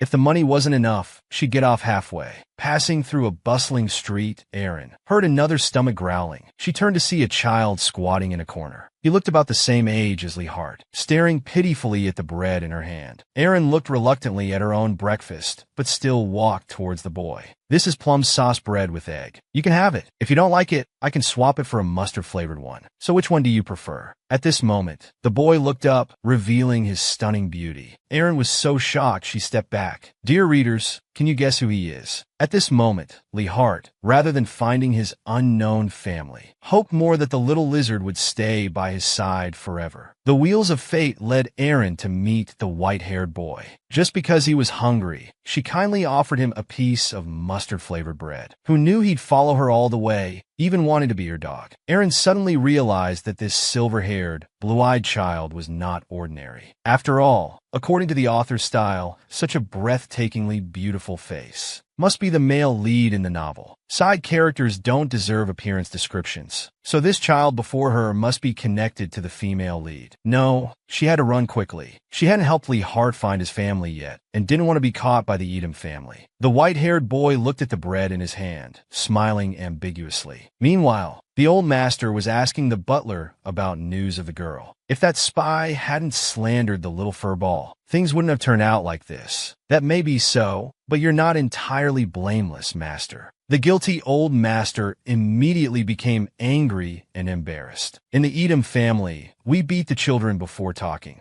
You know that, don't you? The butler expressed complete understanding. Please calm down first. Knowing he was at fault, the old master asked what Erno had been busy with. Learning that his unfilial son had canceled all schedules for 3 consecutive days. He was so angry, he snapped the pen in his hand. He must have had the worst luck in 8 lifetimes to have such an unfilial son. At the same time, the director arrived at a small tavern. Without wasting words, the man threw a bag of coins to the owner. Give me what I reserved. Seeing this, the owner promptly took out a VIP entry ticket. He had nearly broken his back to get this ticket. He didn't understand why the man wanted to go to such a dirty place. Rumor has it that this is the largest auction ever, not only with various expensive treasures, but also rare beastmen kidnapped from various places. Especially popular are beastmen with exceptional looks, ears, and tails. However, the power behind the auction, the Moonlight Guild, doesn't even respect the Emperor. You need to be careful. The director said he wouldn't act recklessly. Children are helpless. Saving one is better than none. Just then, a miserable voice at the door caught the director's attention. Boss, are you satisfied with our intelligence? Seeing the boss's murderous look, he quickly bowed 360 degrees. Have a good day, boss. You keep staring at him. Are you smitten? The annoyed director told him to shut up. He was just curious about that man's identity. To make the unscrupulous employer act so subservient. The owner said he didn't know either, only that he was looking for you everywhere. The ruthless Moonlight Guild, kidnapping children indiscriminately, not even considering the children's identities. The director couldn't help but worry about the 2 little ones he brought. He was eager to get back quickly, to confirm their safety. Pal, Aaron, don't wander off. Be good and wait for me to come back. Who could have imagined that the future ruthless high priest would be a clingy shadow who likes to kneel on the ground? Aaron had just walked a few steps on the bustling street when she felt someone following her. She ignored it, thinking they might just be going the same way. But the white-haired boy's eager gaze and close footsteps made her stop. I don't have any more bread for you. Can you stop following me? Before she could finish, the white-haired boy suddenly knelt down. Please take me in. I'll serve you well, my master. Please. Aaron was shocked, speechless. She hurriedly asked him to get up, saying they could talk properly. Seeing more and more onlookers gathering, Aaron, on the verge of tears, couldn't help but scream internally, what a mess. To alleviate the awkwardness, she had to temporarily let the male lead follow her. She knew very well what the boy disliked. Getting rid of him would only take a minute. Annoyed by being called master all the way, Aaron looked back. I have no rice for you. Stop calling me master. I understand, master. The helpless Aaron finally found a carriage. She approached to ask the driver about the fare to Duke Colin's mansion, but the driver ignored her, turning to serve other customers instead, telling her to go back and find her father. Aaron, covered in dust, thought this was too much. Then the white-haired boy who had been following her suddenly spoke. Master, I know that place. I can take you there. Seeing that he was about to be rejected again, he could only use his ultimate move once more. To avoid being gawked at again, Aaron said, Fine, you lead the way. Is that okay? Soon, the two arrived at Duke Colin's mansion, and it was just around the corner. Heavens, why was it here? It was really embarrassing. The white-haired boy said he could be called for any need, and that he would wait at the gate for his master. Finally, he even imitated a dog's bark. Aaron asked him puzzled what he was doing. To show obedience, he was willing to become his master's dog. So he barked twice more. This kid must have a screw loose. Good-looking and kind, he must have had a tough life. Oh well, let him tag along. Who could have imagined that this soft-hearted decision would lead to her being dragged to fainting every day? Aaron approached the guard on duty, explaining that she was a friend of the Duke's son, hoping they would let her in. After some discussion among the guards, they decided to report to the Duke first. Aaron's anxious heart finally relaxed. But what was Rehard doing now? She wondered. Had he seen the note she left? Would he be happy knowing he was about to reunite with his family? But she didn't know. At this moment, Rehard, rather than finding his unknown family, wished more that the little lizard could stay by his side forever. The boy woke up to find Little Hope gone, although the note explained the reason. Who had abandoned their parents? You said we were family, that you'd stay by my side forever. Why are you abandoning me too? Endless despair nearly overwhelmed him. He was even crazy enough to want to destroy everything in sight. Little Hope, where did you go? Don't you want me anymore? gently pat the little one's head, wishing all babies happiness every day. However, this heartwarming scene was like broken glass in others' eyes. Just because children born into this family, with their innate awakened special bloodline, would become a threat to other powers, the maid hiding outside the door coldly watched this scene. She disregarded the child's life, immediately handing him over to traffickers. What the woman wanted was never money, but the family's destruction. Aaron arrived at the Duke's mansion gate. Amidst the guards' incessant questioning, they hoped she wouldn't hide anything, because the Duke greatly disliked liars. As the gate opened, she finally saw Duke Colin. That must be what Rehart would look like grown up. His purple hair was as dreamy as an elf's. His beauty made it hard for Aaron to look away. However, the man calmly dealt with documents, telling her to quickly say what she knew. Seeing her hesitation, he finally raised his head in displeasure. His cold and expectationless eyes seemed to say, "Lie to me, and you're dead." Aaron didn't know where to start. His name is Rehart. His hair is purple. Aaron felt stupid. These words were as good as saying nothing. Suddenly, she had an idea. She remembered the boy's earring. It was a white square earring that would frost over when ice magic was used. Wen Yin, the Duke, looking incredulous, quickly opened a box. He took out an earring. "Is this what you're talking about?" Getting an affirmative answer, he could no longer contain his excitement and wanted to rush out. This action, cast from the same mold, was precise to the millimeter. Seeing such an anxious tool, the girl hesitantly said she had some other matters. She came without Rehart knowing. She needed some time to explain to him, so could he wait a bit longer? Tomorrow she would definitely bring Rehart over. The man's unfriendly gaze seemed to say, "You dare to make me wait." The Duke, quickly calming down, wondered how he knew it was his child. "I was just wandering around,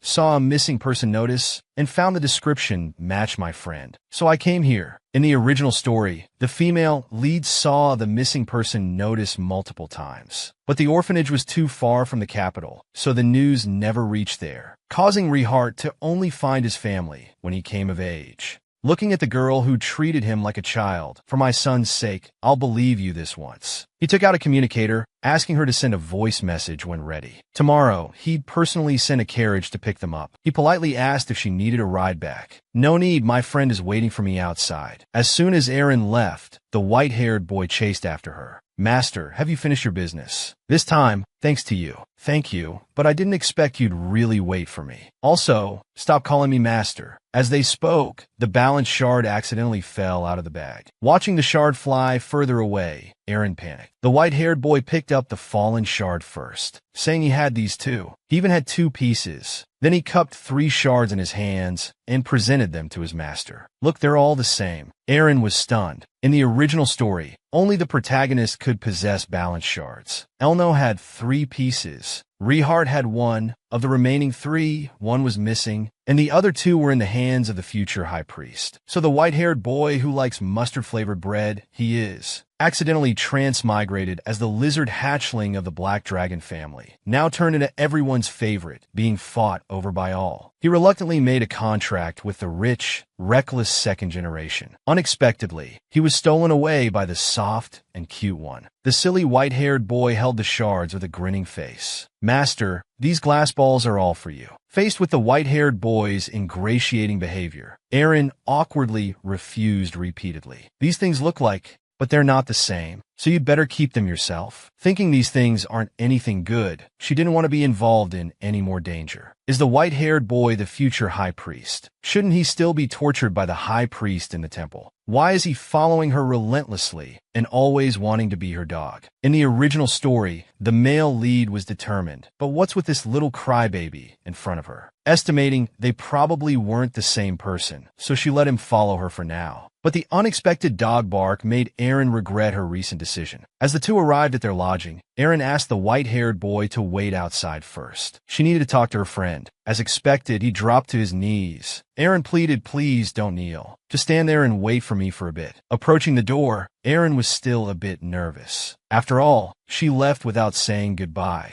Now she even brought along a tag-along. She hoped Rehart wouldn't be angry. After opening the door, it was pitch black inside. Aaron softly called out to Rehart, "Baby, I'm back. Are you in there? I'm sorry I left without telling you." On my way back, I bought the candied haws you love. As soon as she finished speaking, she felt something under her feet. The girl panicked. Broken glass all over the floor. Did something happen? Aaron, did you find them? Did you find my so-called family? Of course. They even said they'd send a carriage to pick us up tomorrow. You know, I was surprised when I saw your father. You two look so alike. How about we go together tomorrow? Let's go meet your parents together, okay? At this moment, Rehart was like a wounded little animal, eyes full of sorrow. He kept questioning Aaron why. Why should I go to such a place? Didn't we promise to become each other's family? Didn't you already agree to that? But why are you, just like my parents, trying to abandon me? I sincerely want to become family with you. Before, now, and in the future. Please don't leave me.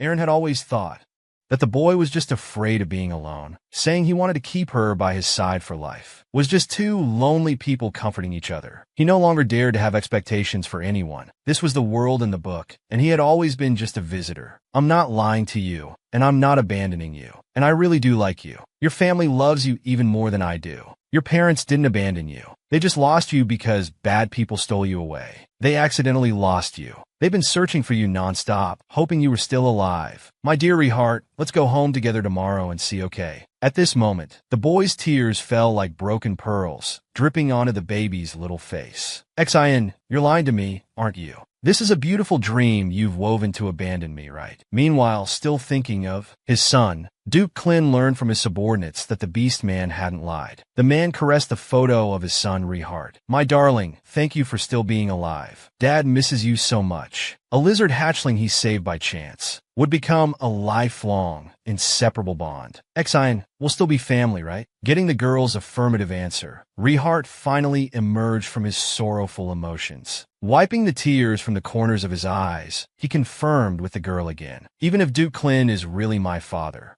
you'll still live with me, right? Caught off guard, Aaron hesitated, saying she had other things to do. Is there anything more important than him? How should she answer this? Rehart fearfully gripped her hand. Xin, don't go live with me, okay? I'll give you the best of everything. Please don't abandon me and leave. We made a promise to each other. Without you, I don't know how to go on living. Their argument caught the attention of the male lead. He was supposed to wait quietly, but worried his master might get hurt. Rehart warily stared at the stranger at the door. Who are you, and why are you entering his room? The white-haired man looked at the mess all over the room. He anxiously ran towards Aaron, asking if the master was hurt. He told him to leave first, saying he'd deal with this threat to the master. However, Rehart held the girl's other hand. He questioned why the white-haired man was pulling Xin and told him to get lost. In the tense argument between the two, Aaron, being pulled to her limits, was in agony. Dad, please come save me quickly. Otherwise, you'll never see your lovely daughter again. Just as the two were about to fight, they suddenly heard a gurgling sound. Startled, both let go of her hands. Aaron collapsed on the ground, saying she was very hungry. Rehart looked at Xin with a pained heart, having to set aside his hostility towards the white-haired man to prepare food. Meanwhile, Aaron and the male lead began to clean up the room. While cleaning, the white-haired man saw the fallen missing person notice. He's that Duke's lost child, and he's also a magician, right? Aaron looked at the male lead in surprise. She hadn't told him any of this. How did he know? Seeming to sense the master's confusion, he explained that he had the aura of a magician. He also said the master's clothes were dirty. He offered to take off his cloak and wash it. In the original story, the high priest valued humans highly and extremely disliked the existence of beastmen. If he's the future high priest, I wonder if he'll distance himself when he sees the tail under the cloak. Unexpectedly, this fool just kept praising how precious the cloak was. He didn't notice the tail deliberately exposed at all. Aaron reminded him if he didn't see anything else. Wouldn't he find it disgusting and want to vomit? Seeing no reaction, she thought he must not be the same person, so she asked his name. Master, my name is Lusalowin. This name sounds so familiar. Isn't this the male lead from the original story? Why on earth is he here? As if seeing through the master's confusion, the male lead said it was because you saved him like a god. Just as he was about to explain the reason, Rehart came over with a cart full of exquisite food. Aaron's attention was immediately drawn to it. As the girl was eating enthusiastically, Rehart said that since she ate his food, she couldn't leave him. Can't you see the master doesn't want to?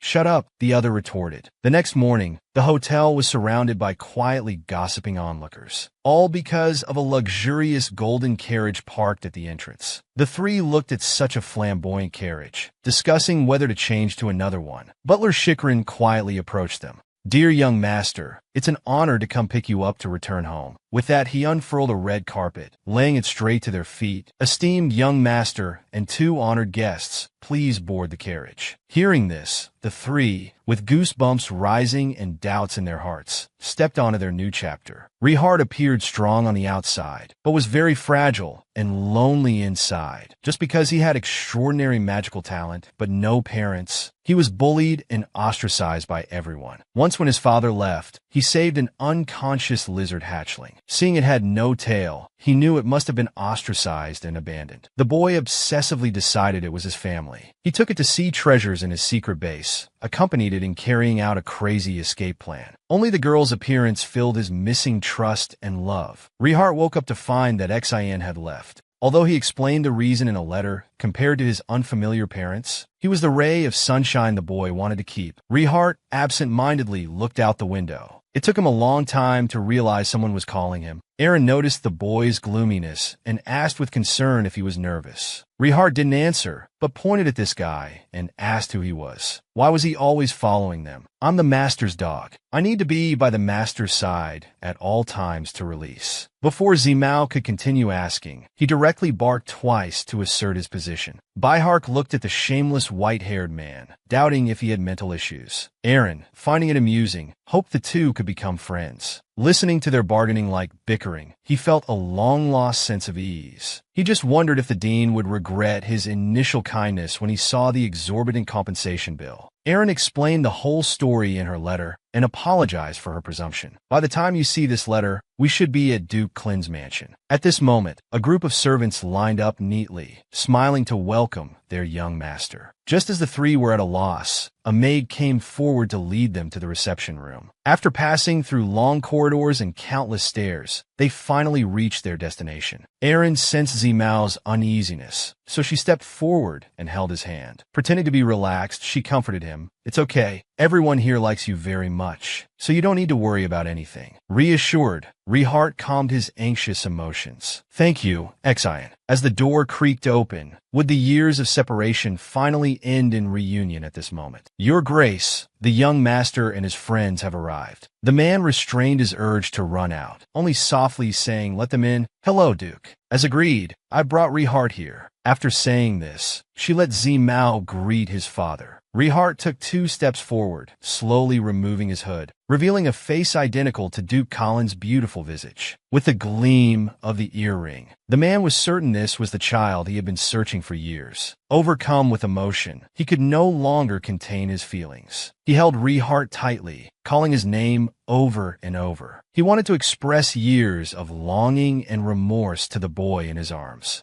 In the end, it all became a single "Dad, I've missed you so much." The belated affection was more precious than grass. But Rehart coldly pushed the Duke away. He asked the man to prove he was his father. Resentful of the abandonment that led to his bullying, it couldn't be forgiven with just a few words. The Duke looked at his incoherent, choked-up son, his heart aching as if pierced by needles. "Bihart, my darling, your mother and I never abandoned you. We've kept you in our hearts, thinking of you constantly, willing to spend a lifetime searching because you're our only child. I don't ask for your immediate forgiveness, but can you give Dad a chance to explain?" "All right." Just as Duke Colin wanted to take his son away, Rehart grabbed Xian's hand, insisting he come along. He even said if he left, he'd follow. The Duke, seeing his barely reunited treasure suddenly run off, felt 1,000 dragons stampeding through his heart. The man glared threateningly at the annoying pink fluff before him, as if saying, "If you dare make my son cry, you'll have me to deal with." Aaron understood the warning in the sun-obsessed eyes and promised Rehart she wouldn't go anywhere. Over endless refills of afternoon tea, the Duke thanked the girl for finding his child. He rambled on about what happened in these 10 years and the pain of losing his child. Most importantly, those who caused their separation for years. He would hunt them down one by one and make them pay for what they'd done. Rehart, my darling, everything you want to know, I'll tell you without reservation. Rehart resisted his father's affectionate confession, but was deeply impressed by the man's cool, explosive methods. Erin was terrified by the Duke's fierce demeanor, doubting if her decision to bring the child here was correct. Unexpectedly, Rehart cautiously called the man Dad and asked to be included next time there was such a scene. "Can I, Dad?" "Be good. Son is handsome. Dad is good. Son is good, Dad." Just as Erin was about to be moved to tears by their touching scene, a maid came to remind them that dinner was ready. The Duke gestured for the maid to take the young master and the white-haired one first, saying he wanted to talk to the girl alone. However, Rehart threw a tantrum, refusing and insisting on bringing Xin along. "Darling, I'll just chat with your friend for a moment. Please be patient and go have a good meal first, okay?" Watching his son leave, the man now exuded an aura of keep strangers away. He then politely yet coldly inquired about everything concerning Rehart from Erin, learning that his precious child lived in an orphanage. He guessed that as a mage's child, he must have endured all kinds of criticism and exclusion. With no one to protect him, the poor child must have had a very difficult time. "It's all Dad's fault." Erin saw his face darken terribly, guessing he had imagined the worst. She continued, "The orphanage director, Abwin, took great care of Rehart. He taught him swordsmanship and magic. That's why the boy grew up so excellently." "Oh, it's him. Never mind then." He had just been thinking about having the director arrested. Erin sighed in relief upon hearing this. She didn't expect his one sentence would change the orphanage's fate. "Have you decided what you want? As a reward for reuniting us father and son. Whatever you want, I'll give it to you." Stunned by this windfall, Erin hadn't even considered this question. She had her own savings, but couldn't access them. Asking for help here felt a bit too much. Gold was too heavy, and gems weren't easy to deal with. A flash of inspiration hit Erin, and she proposed wanting a luxurious estate, located not far from the Edom family, convenient for her to observe the development of the original plot. The Duke said this wasn't difficult, but for a beast man to own an estate was a very dangerous thing. Erin's heart skipped a beat. She hurriedly checked if her tail was well hidden. Seeing the girl's panicked look, he explained it was because of the magic emanating from her. A beast man without a master is not protected by imperial law. This means you're in constant danger. The safest way would be to return to your tribe. "So, what is your race?" Her answer of being a lizard girl puzzled him. Neither her appearance, hair color, nor eye color matched any lizard folk he had encountered. The Duke suddenly thought of something and changed his approach, saying it wasn't necessary to go that far, because he had a better proposal. With a wave of his hand, a magically written contract appeared before the girl. "How about becoming siblings with Rehart?" Erin took the document and examined it carefully. It covered all her basic needs thoroughly. In exchange, she would accompany the young master as he grew up. "Would you like to become an adopted daughter of the Klein Duchy?" On the other side of the empire, a youth in a black cloak was moving through the crowd. Map in hand, he complained about how difficult this place was to navigate. "When I return, I'll have Father Emperor properly plan out the roads here." As the youth was checking each location, he accidentally bumped into a passerby. As his hood fell, a noble youth with ruby eyes came into view. Although he quickly pulled up his hood to cover himself, he was still noticed by someone with ulterior motives. The man leered at the youth's retreating figure, muttering, "Found you. Dear readers, do you know who he is?" Will Erin accept Duke Klein's proposal to become Rehart's sister? What sparks will fly between him and the white-haired one? And can he reunite with his crazy father? "Elner, come quick. Someone's trying to steal your daughter." Faced with the squabbling of two immature kids, Erin lay on the bed, not wanting to deal with it. She had already helped Rehart find his family. Now all that's left is to send the mail lead back to the temple, then withdraw the huge sum from the bank and return the balance fragment to her father. But her reputation as a thief still remained. What if she's treated as a thief again? Although she wasn't her crazy dad's real daughter, she couldn't forget those beautiful memories. Only because she yearned for that love that didn't belong to her. Erin decided to mail the fragment along with a letter. Before that, she needed to buy some stationery. Just then, Rehart's wailing startled Xin. He angrily accused the white-haired one of talking nonsense and said, "Xin, don't you want to live at my house?" The white-haired one blurted out, "Keep dreaming." This thoroughly angered Rehart. I'm going to marry Xan in the future. Aaron, caught in the crossfire, could no longer lie still. The furious Rehart was no match for the male lead. Unable to bear their childish bickering, Aaron quietly got out of bed. As the two were arguing heatedly, Rehart suddenly noticed Xan was gone. They then found the girl trying to sneak out at the main door. Both asked where she was going. I have a headache and want to take a walk. I'll be back soon.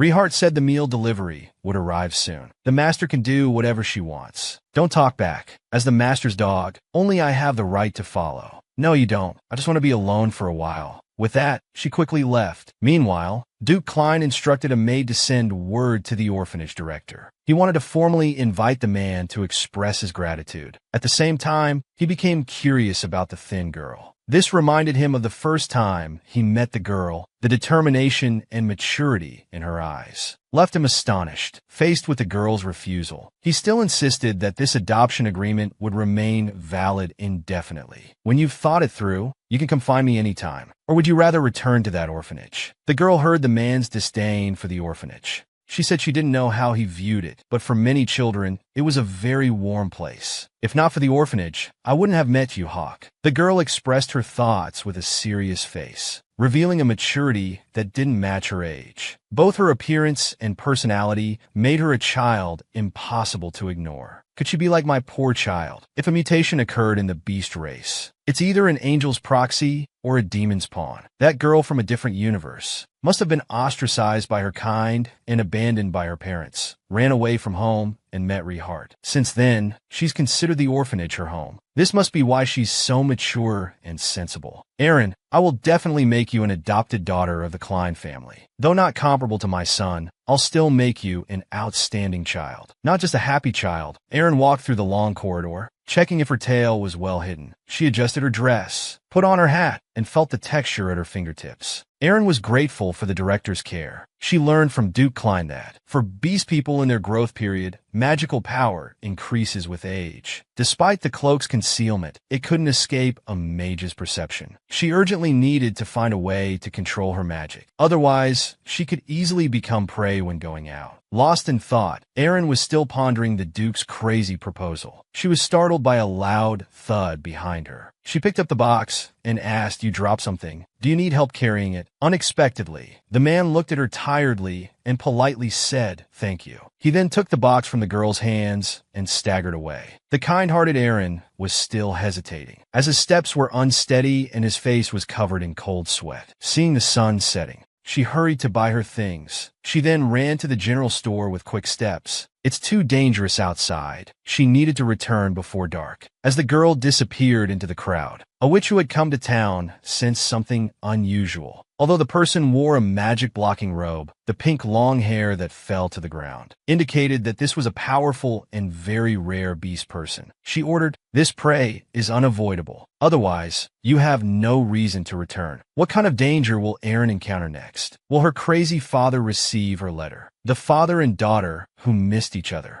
unexpectedly met in the black market. Perhaps if she had just shouted Dad at that time, he would have descended from the sky, embraced her, and gently comforted her, saying, "Dad won't let anyone hurt you again." But little she also knew that he really disliked reptiles. Dad must be very disappointed, worried about the child's safety. The director rushed to the hotel without delay. He tried to get a general idea from there. Although the girl repeatedly assured him she was fine on the communicator and very safe, he still felt uneasy in his heart. Just then, Duke Klein sent an invitation, which allowed her to relax and attend to her own affairs. Hurriedly taking a carriage to Moon's secret base, Abiwin examined the letter the girl had left him. A lizard beast man who suddenly appeared at the orphanage, not even knowing how to conceal her magical power. The design was pure and lively, and the language was very polite and proper. Clearly a child who had received formal education. But why did she appear in beastman form? And why was she so afraid to mention anything about her parents? How did she know about Rehart's background and parents? The coachman's call made Abiwin temporarily set aside these puzzles, because there were more important matters waiting for him. The man put on the wolf mask he had prepared earlier and arrived at Moon's underground auction house. Beneath its seemingly splendid exterior lurked filthy dark transactions. Here, not only were there various expensive treasures, but also rare beastmen abducted from various places. Especially popular were beastmen with exceptional looks, ears, and tails. The power behind the auction house, the Moon Guild, was as wealthy as a nation. Even the emperor was wary of them. Abiwan's purpose for coming here was to rescue as many abducted children as possible. After verifying the entrance ticket, he received a token for trading. Under the enthusiastic reception of the attendant, the man saw the most unlikely item for sale. The director was stunned in place. The girl also tilted her head, looking innocent. The attendant, who had noticed something amiss, kept promoting beside him. "This is top-quality merchandise that just arrived today. Beautiful appearance and a mutant lizard beast man. Can be used as a plaything for viewing or kept as a pet." A sudden shattering sound interrupted the attendant's chatter. "Is this the so-called quality of your Moon Guild?" The attendant, coming to his senses, praised the director's generosity, while saying he'd prepare a new token immediately. After the man walked away, Abiwan turned to look at the girl. "I'm the director. Do you still recognize me? Are you hurt anywhere?" The girl nodded bewilderedly. "Listen carefully, Aaron. This time you absolutely must not run off. Only then can I save you. Do you understand?" The girl just kept nodding. At this moment, the attendant hurriedly ran over from afar. "Sorry to keep you waiting." The director coldly took the new token. Without waiting for the person to speak, he walked straight ahead. "Take me directly to see the other children." The attendant fawningly followed, introducing other merchandise to the director. Hearing their footsteps fade into the distance, Erin felt so sad she could hardly breathe. What was going on? Why was she here? One moment she had happily bought letter paper and was rushing home. The next she knew nothing. When she woke up,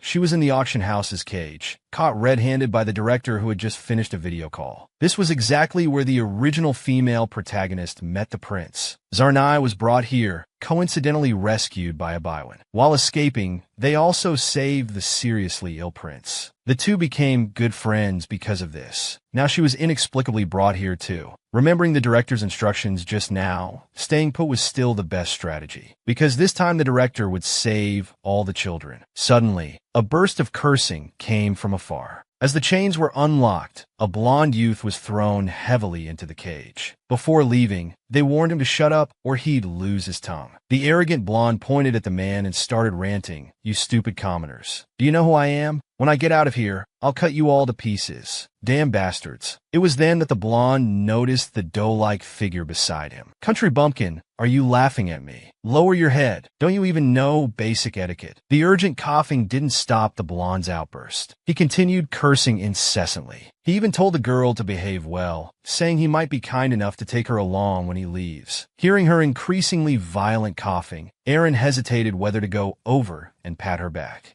Just as the blonde was shivering from cold and about to collapse, the girl covered him with her own cloak. Perhaps the blonde had never had physical contact with anyone before. He didn't know how to react for a moment. Suddenly, the bristling youth shouted at the girl, "You cunning doughball. What are you trying to do to me?" Aaron explained helplessly, "You'll catch a cold if you go on like this." The blonde shook off the girl's cloak. "Don't touch my noble body without my permission. Don't think I'll accept you just because you did this. I already have a girl I admire." Looking at this arrogant and narcissistic boy, Aaron had an ominous feeling. Bright golden hair and fair skin, a mole like a teardrop under his left eye, and blood-red pupils, plus a weak body that often coughed up blood. Wasn't this the ill-fated, short-lived troublemaker prince in Nosy from the book? What kind of story would Aaron have with him? And how would they escape from this cage? A girl who had long been deprived of parental love, by chance received a blessing from the gods. She was given an opportunity to be the protagonist in another time and space. But little did she know this was another trick of fate. Becoming a miserable background character was bad enough, but she was also kidnapped and brought to an underground black market auction. She thought she had met a handsome guy in the dark cage, only to find out he was a short-lived, chattering narcissist. Aaron, now in the cage, recalled the plot from the book. The blonde was rescued from the cage by Abiwan and the female lead. But even so, the harsh environment caused the blonde's health to deteriorate. Finally, on a cold winter day, The troublemaker Prince Inosi left this world forever. The emperor, grieving the loss of his beloved son, unexpectedly learned that his son's illness was deliberately planned, caused by arranging for 6 soldiers to approach him. The emperor, enraged, ordered the capture of all opposition forces in the empire at any cost. Tyrannical nobles arrested people everywhere, even falsely accusing commoners holding celebrations as accomplices. The inhumane oppression lasted for nearly 10 years. The female lead realized the chaos in the empire, so she raised the banner of revolution, leading the suffering people in an uprising. Seeing the female lead's Chinibu pose, Erin didn't know how frustrated she felt at the time. She was supposed to be a lady showered with affection. Why was she fighting?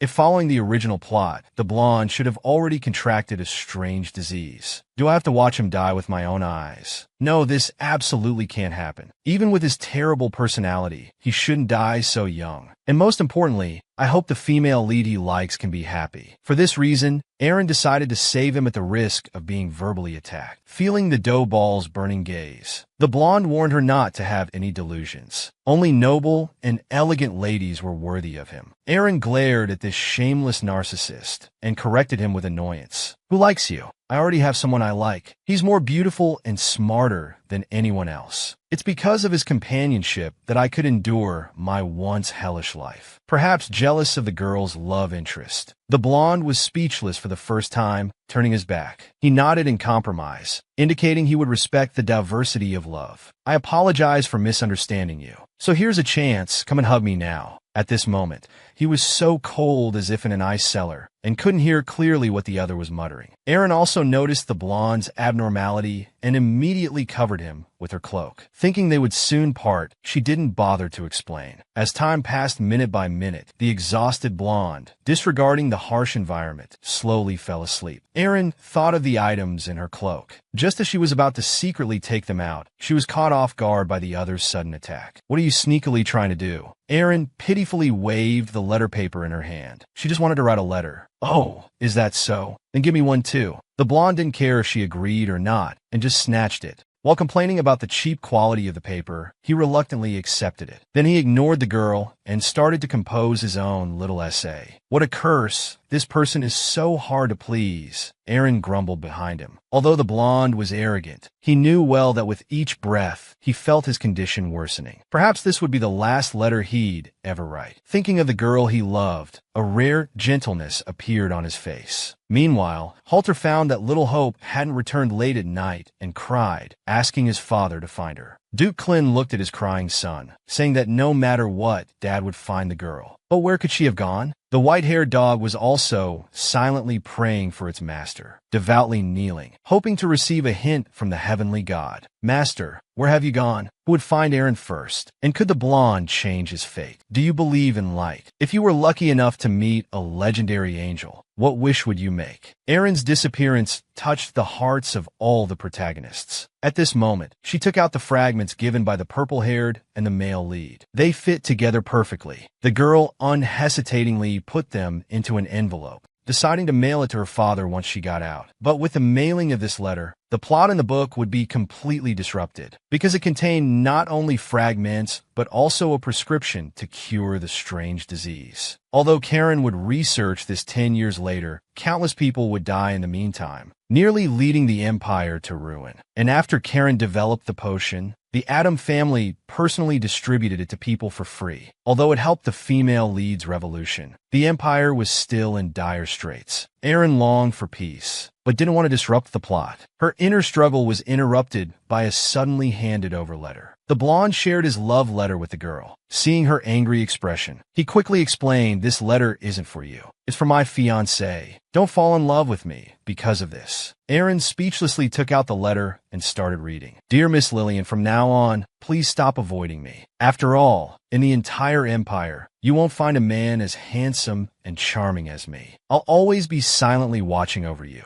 Aren't you captivated by my moving talent?" The blonde had a proud look on his face, expecting to be praised. But the girl criticized it, saying it was like an old woman's foot-binding cloth. Not only was it not touching, but it seemed more like a narcissistic stalker. Was he really that bad? Erin ignored the severely discouraged blonde. Instead, She was very curious about the name Lillian, which seemed familiar, but she couldn't recall. His memory seemed to be controlled by an invisible hand. Some information he remembered clearly, but others he couldn't recall at all. Is this really all you want to say? This is written to a loved one. It should be written with true affection. The blonde dejectedly said he couldn't do it. Even if he liked her, how long could his body last? Suddenly, a violent coughing fit broke out. Aaron saw blood seeping through his hand, covering his mouth. The increasingly severe coughing made him lose his senses. What should be done? The girl rushed to the door and shouted for help. However, apart from her voice, there was no other response. Damn bastards. Where have they all gone at this crucial moment? The blonde whimpered in pain. Aaron comforted him. Someone will come to rescue us soon. But the boy's terrible condition seemed unable to last much longer. The helpless girl didn't know what to do. She could only silently stay by his side, hoping he could hold on a bit longer. Please, anyone will do. Please, let us get out of here now. Is there really anything in this world? Can you please save him? Just as Aaron was feeling desperate, a dazzling golden light shone from the sky. The male lead appeared before the girl like an angel. Aaron opened her big eyes in disbelief. How beautiful, she thought. This must be what angels look like. Meanwhile, the Bright Moon auction also officially began amidst the clamor. At this time, a familiar figure slowly entered the venue. Passing by the man with the ugly mask, he grabbed his collar, then casually threw him into the middle of the aisle. The man cursed and called for guards, quickly dragged that madman out. But when he saw clearly that the person was wearing a red dragon mask, he realized it was someone from the Adam family. The guards who rushed over asked what had happened. Was someone causing trouble at the venue?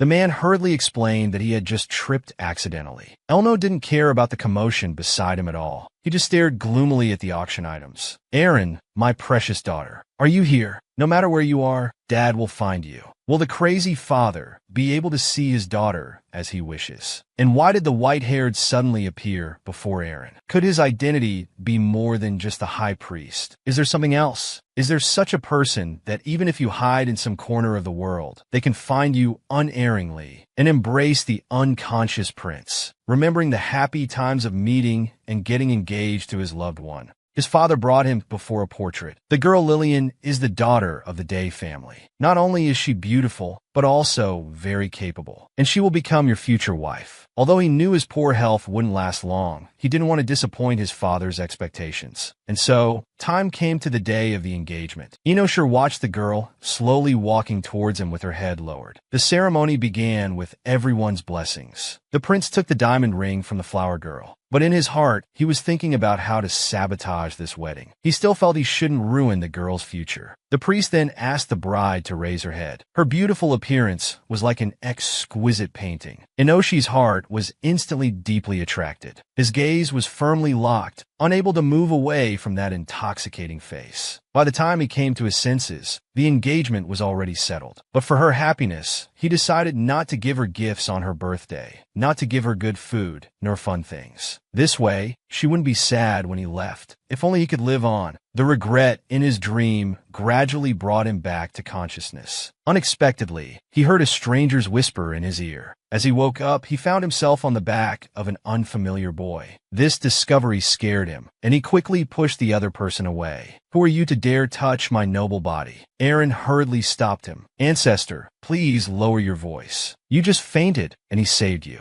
Although this is all sudden, please trust him for now, okay? The reluctant blonde had no better choice and could only go along with it for now. At this time, excited auction sounds were heard outside. The three realized they didn't have much time left, so they planned to sneak out through the back door. Passing through the backstage, they heard the host introducing this auction item. There was a high-quality blonde with golden hair. Hearing that barbarian describing him as a breed, the blonde viciously planned to come back and deal with these bastards after escaping. Next, they began to introduce a high-quality pink lizard. It had an excellent humanized appearance and long pink hair. Hearing this, Elno stood up and looked around. The man who had calmed down for his daughter's sake, to avoid Aaron getting hurt again. Gillick restrained his desire to destroy this place that dared to hurt his daughter. The girl hiding backstage also noticed the man. Aaron looked incredulous. How could this be real? In the original story, her father had never been to such a place. Just then, The white-haired boy waved to his master who hadn't caught up, signaling him to be careful when coming over. Aaron could only temporarily suppress her confusion. "I am sorry,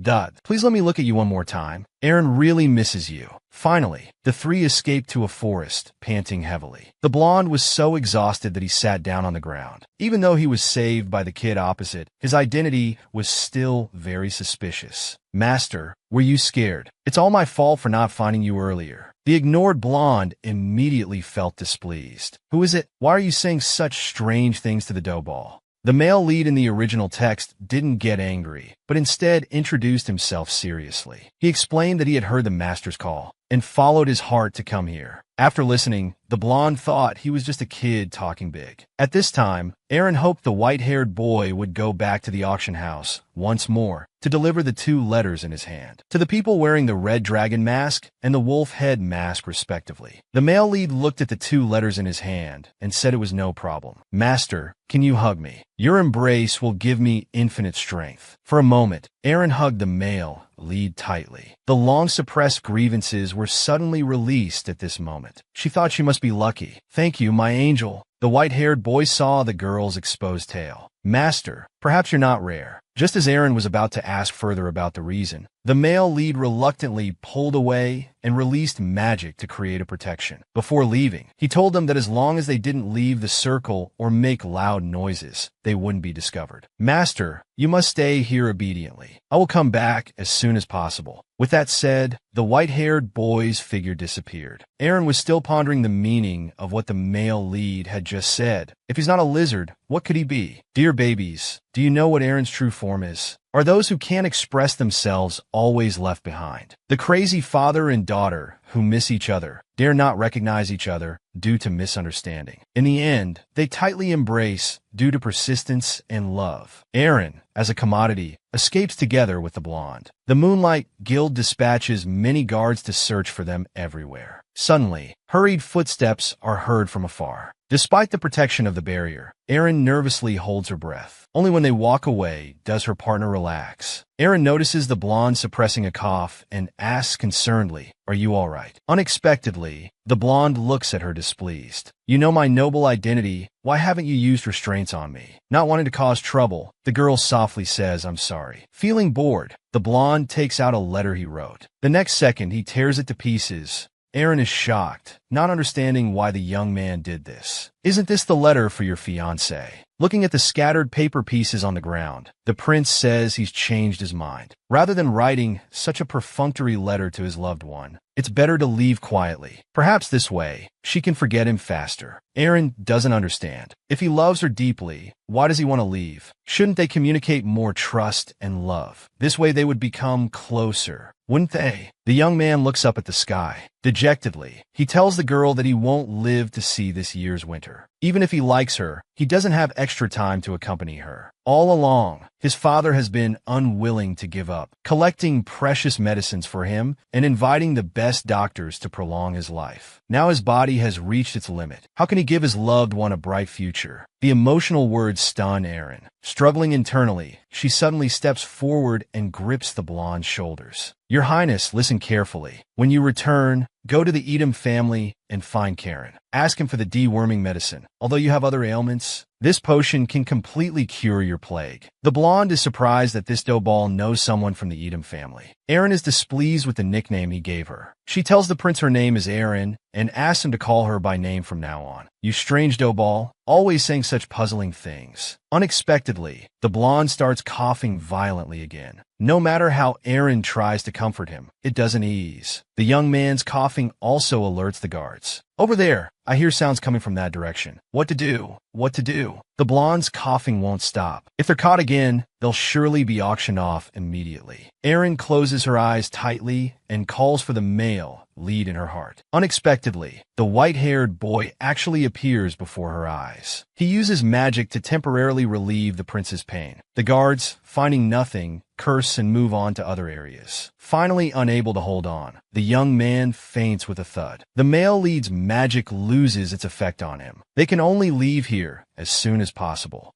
At this point, Aaron suggests the white-haired boy take her away first. "No, I absolutely cannot let my master be in danger again." The prince's condition can only be treated in the imperial city. Please, Aaron feels she would only be a hindrance if she goes along. The white-haired boy tries to persuade his master, but can't withstand the girl's repeated insistence. The determination in his master's eyes left him no choice but to comply reluctantly. He then hoisted the unconscious prince onto his shoulder, instructing Aaron to wait for his return. He vanished once again into the night sky. Their departure made the surroundings eerie. Feeling scared, Aaron disregarded the plot's confusion. She simply hoped everyone could have a happy ending. Just then, a rustling sound came from nearby. Is it the Moonlight Guild? Breathe.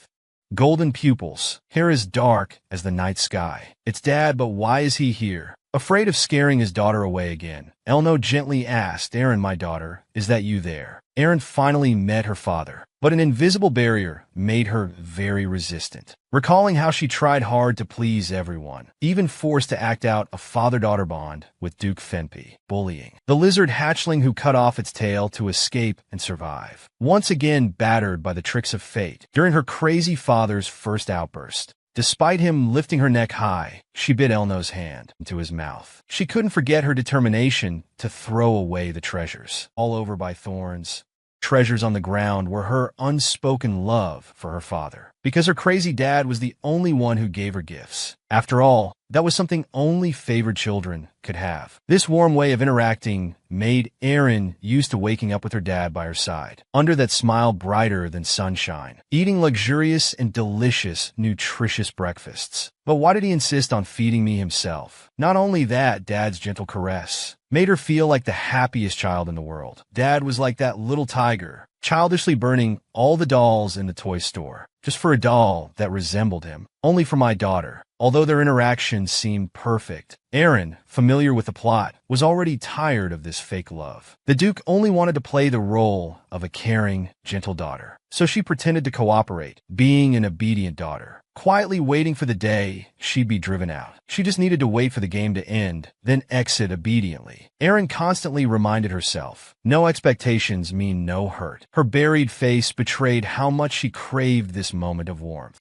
Little did she know Elno had already fallen for her during their time together. The image of his daughter, crying helplessly until she disappeared, drove Duke Fenpy completely mad. He killed the maid who framed his daughter. But that wasn't the end of it. The man wanted to go on a killing spree at the scene. Noticing something amiss, the old man quickly stopped him. That child is just a reptilian beast, man. She might not be of Edom family blood. The enraged Elno scattered his sword, but the old man blocked it with a pen. No matter what, she is my child. With that, he prepared to leave home to search. But the frenzy had already pushed his body to its limits. Even so, he remained indifferent. I hope you can bring my daughter to me quickly before I lose control. Moreover, Elno constantly inquired everywhere for news about his daughter. As each expectation was met with disappointment, the man began to care about nothing else. Only the obsession to find his daughter kept him going. At that moment, a voice calling Dad came from outside the window. Elno immediately rushed over to see if his daughter had returned. However, the heartwarming scene outside once again deeply hurt him. Daughter, Dad misses you so much. Please come back soon. Just as the man was about to have a splitting headache, the butler came in. I heard you found the fish yesterday. Does it have any effect on suppressing the frenzy? Even with the balance fragment suppressing Elno, a heart-pounding aura of frenzy still emanated from him. Since Miss Aaron disappeared, the young master's headaches have never improved. The butler patiently comforted the man, but was distracted by a fallen VIP entrance ticket nearby.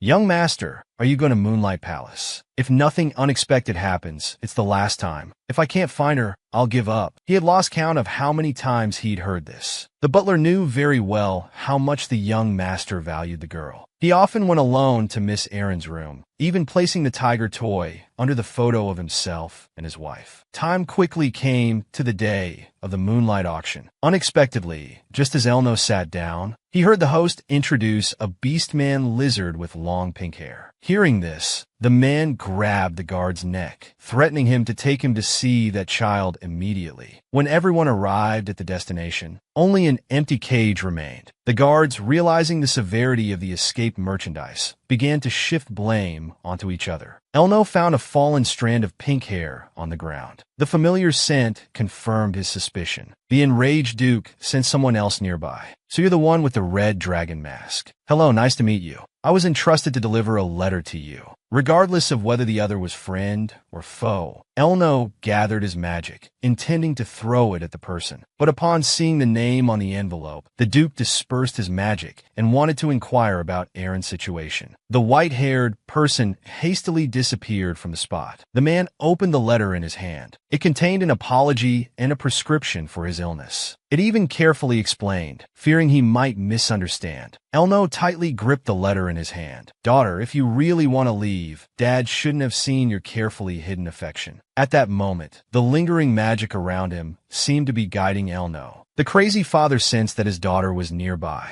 Following the traces of magic, Elno quickly found the girl hiding in an energy shield. Aaron, my daughter, is that you there? The girl covered her mouth tightly, afraid that even a breath would attract the man. Would she be taken back by the Duke and punished as a thief? At this crucial moment, she broke the silence with a sneeze. It's over, it's over. Unexpectedly, the next second, the man knelt on one knee before her. The girl immediately trembled in fear, trying to hide herself with her hat. Aaron, open your eyes and look at me. Don't be afraid of Dad, okay? Have you grown tired of me now? Do you remember the first time you called me Dad? You said you wanted to be my daughter, so we're still family now. Right, Aaron? Did Dad do something to hurt you? The gentle girl quickly shook her head. Then come back to Dad, okay? Aaron, struck by the gentleness, turned to look at the hand extended towards her. The Duke didn't seem to have any intention of blaming her. But could she really have a father's love? This scene before her was so familiar. It reminded her of when she was wrongly accused of climbing the pillar. Dad had reached out his hand to her in the same way then. It turns out it wasn't disdain back then, but hope that she would trust him. Aaron looked at the Black Moon Duke, so different from the book. Can I really believe all this? Would the lizard cub abandon her preconceptions and accept this crazy love? A little closer, just a little more. If she just reached out her hand a bit more, she could regain Dad's care and love. Even if it's fake, it's okay, right? However, at the last moment of reaching out, the little lizard hesitated. At this moment, the girl recalled various past events. What's the point of going back now? Elno looked at his dejected daughter, sadly recounting how after the girl left, he worried about Dad, hoping she could confide in him about any troubles. Unexpectedly, Aaron's answer stunned him. This is just a game to you, right? When you get bored one day, I'll have to leave again. Isn't that so? You gave me meticulous care, fed me delicious pudding, protected me in your arms when others questioned me, gave me endless pocket money, and most importantly, gave me a toy that only a cherished child would have. That was the only time in my life I experienced the joy of being loved. Although it was happy, even the most beautiful dream has to end someday. Rather than suffering in the future, it's better to end it now, because I really can't bear the pain of being abandoned by family again. If I don't expect, I won't get hurt. Elno hadn't realized his daughter knew all along. He began to explain, at first I did treat you like a game, but until that time, when everyone was frantically fleeing from my berserk state, only you ran towards me without hesitation and saved me. From that moment on, I truly began to see you as my daughter. I'm a disgusting reptilian beast, man. Don't you hate that? Not at all. Aaron, you'll always be the most adorable to me. Dad doesn't care about your identity. I was furious at the banquet because someone had hurt you.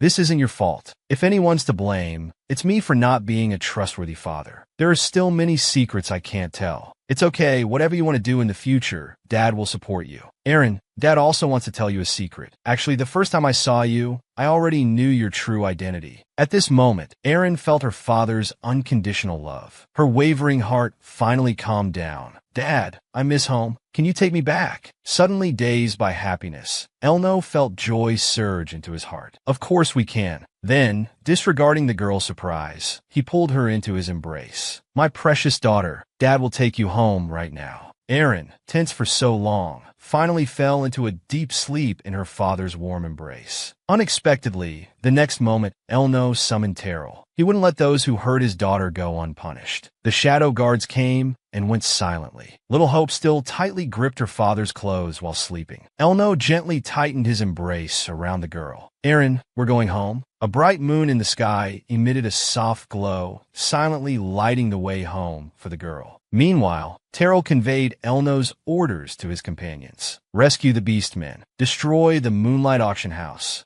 They were surprised that the young master would give them such an order. After all, Elno strongly resisted the position of Duke and had ignored them completely. The news that he was now using them would surely please the family head. It was time for the brothers to show their strength. Terrell attributed all this to Miss Erin. With such a leader, the family would surely grow stronger. But why did he feel a bit uneasy? Soon, they arrived at the luxurious moonlight auction house. Without entry tickets, they were stopped at the door. The guard arrogantly told them to get lost. But what followed was a scream of agony. By the young master's order, except for the beastmen, everything is to be cleared out. Preferably, not even a speck of dust should remain. Shortly after, blood and screams filled the entire venue. At this time, the white-haired boy, having hurriedly returned after delivering the message, looked at the empty big tree. He frantically searched around. There were no signs of escape nearby. Had someone taken him away? Just then, a guard from the Moonlight Guild noticed the male protagonist looking around. "Kid, why are you playing here alone?" When the man saw the boy's face clearly, he immediately praised the protagonist's looks in a lecherous manner. "You're so handsome. Seeing how thinly you're dressed, you must be lost. Come with Uncle. I'll take you to eat something nice." Lasirowin looked at the man in front of him with disgust and ordered him to kneel. The confused guard was about to mock the boy for his presumption, but the next moment he involuntarily fell to his knees. God gives believers time to repent, and you will spend the rest of your life in repentance. Accompanied by a dazzling light, Lasirowin quietly disappeared from the spot, and the man would pay the due price for his wrongdoing. Giggling stupidly, he then stumbled towards the depths of the forest, mumbling, "I was wrong," repeatedly. With Erin and her father reconciled, what stories will unfold next? And where will the white-haired and purple-haired boys go? Just as Erin found a father who loved her, she was inexplicably pulled back to the real world. The lizard cub who had slept for 3 years finally woke up. In his dream, he was trapped in endless darkness, only able to hear constant arguments around him. Just because she was a girl, her father ignored her. Her mother was a cold bystander, and even her younger brother could bully her at will. Although she was excellent enough to support herself with scholarships, no matter how hard the girl tried to please her family, she could never get their attention. They even despised the things she bought with scholarship money as too cheap. The family wouldn't even take the girl when visiting grandmother, claiming these matters had nothing to do with her. They told her to take her things and quickly get back to her dorm. Now, these familiar voices were still as disdainful as ever, complaining that she was wasting the family's money by lying in the hospital. Hadn't she just gained her father's approval? Weren't they supposed to be a happy family?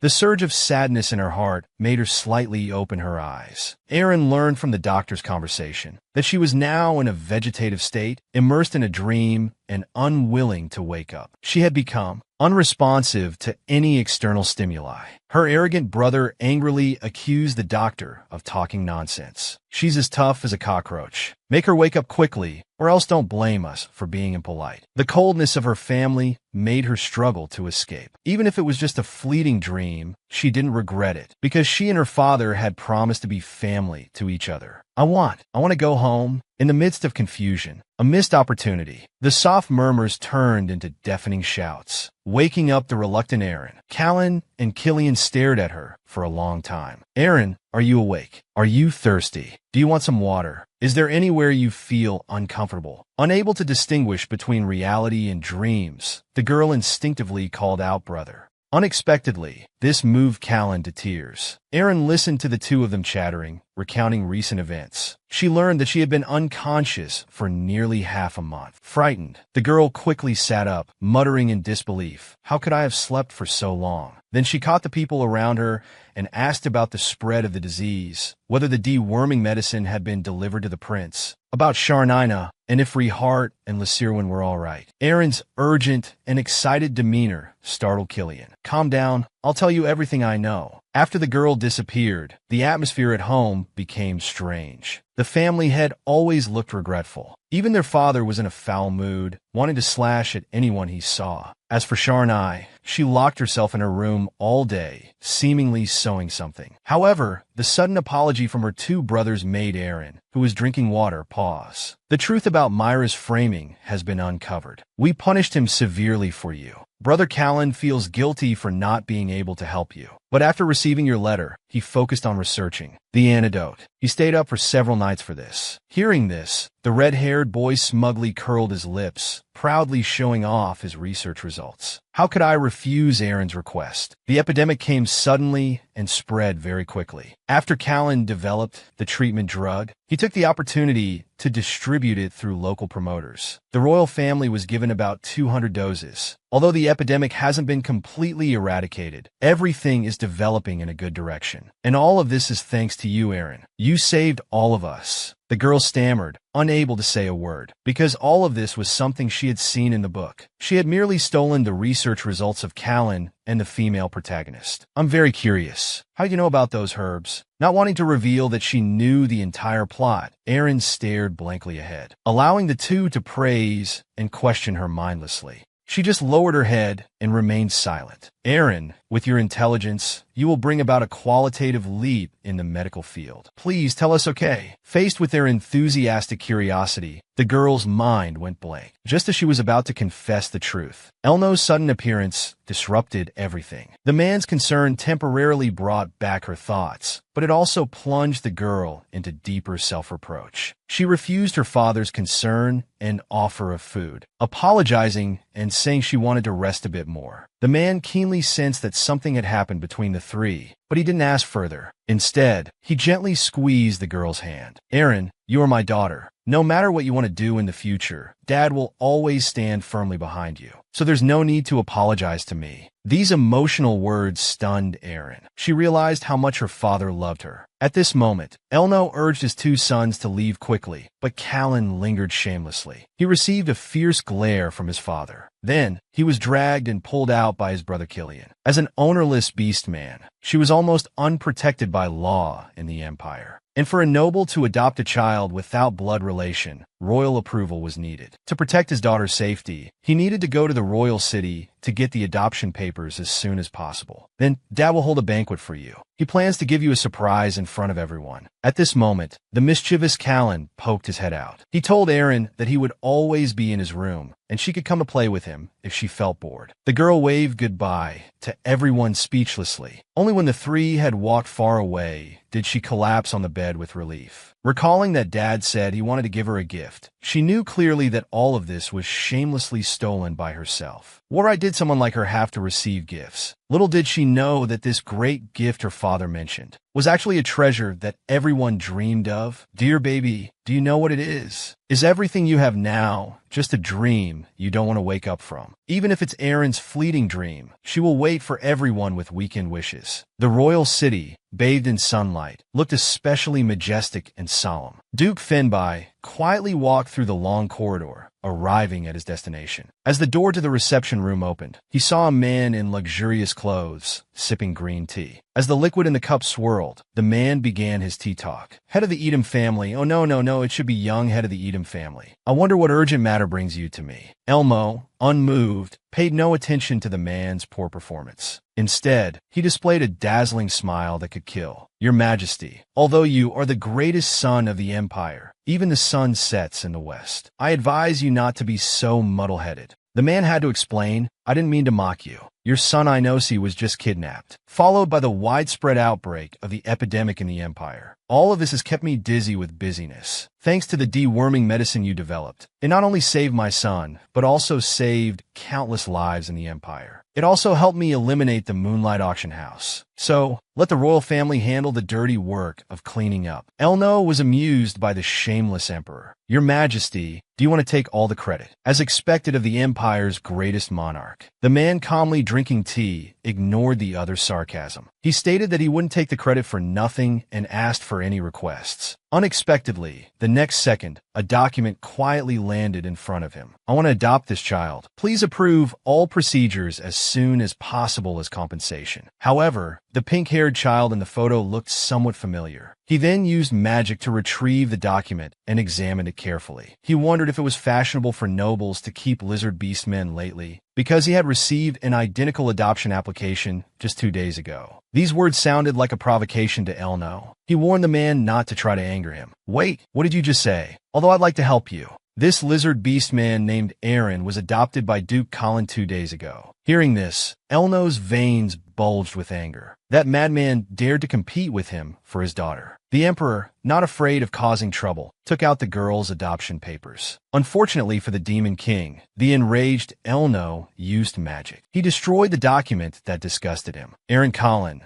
If it weren't for this annoying Colin, would there be anyone competing with him for you? Meanwhile, in the luxurious Duke's mansion, a knock was heard. Since Miss Aaron's disappearance, the young master had locked himself in his room, refusing to eat or drink. Suddenly, the sound of footsteps from behind startled the maid. "Excuse me, I'm here to see Rehart." Abiwin faced the handsome dean's inquiry. The maid sighed helplessly. "The young master is inside, but he's refusing to see anyone now." Abiwin expressed regret at not being able to bring news of Aaron to Hal. "If that's the case, I'll take my leave then." At this moment, the tightly closed door opened quietly. "Dean, what did you want to tell me?" "Your Aaron told me everything in a letter. Rehart, you're a child I've watched grow up. Although Xiao Shi's disappearance is very worrying, you not eating or drinking and harming your body, I believe Aaron would be unhappy to see you like this too." Rehart stated formally that he only wanted to hear news about Xiao Shi. The youth's obsession made the dean quite helpless. "I'm sorry, I'm also searching everywhere for her." Saying this, he took out a doll from his bag. "This is the little tiger from when he and Xiao Shi first met." Rehart took the doll the dean handed over.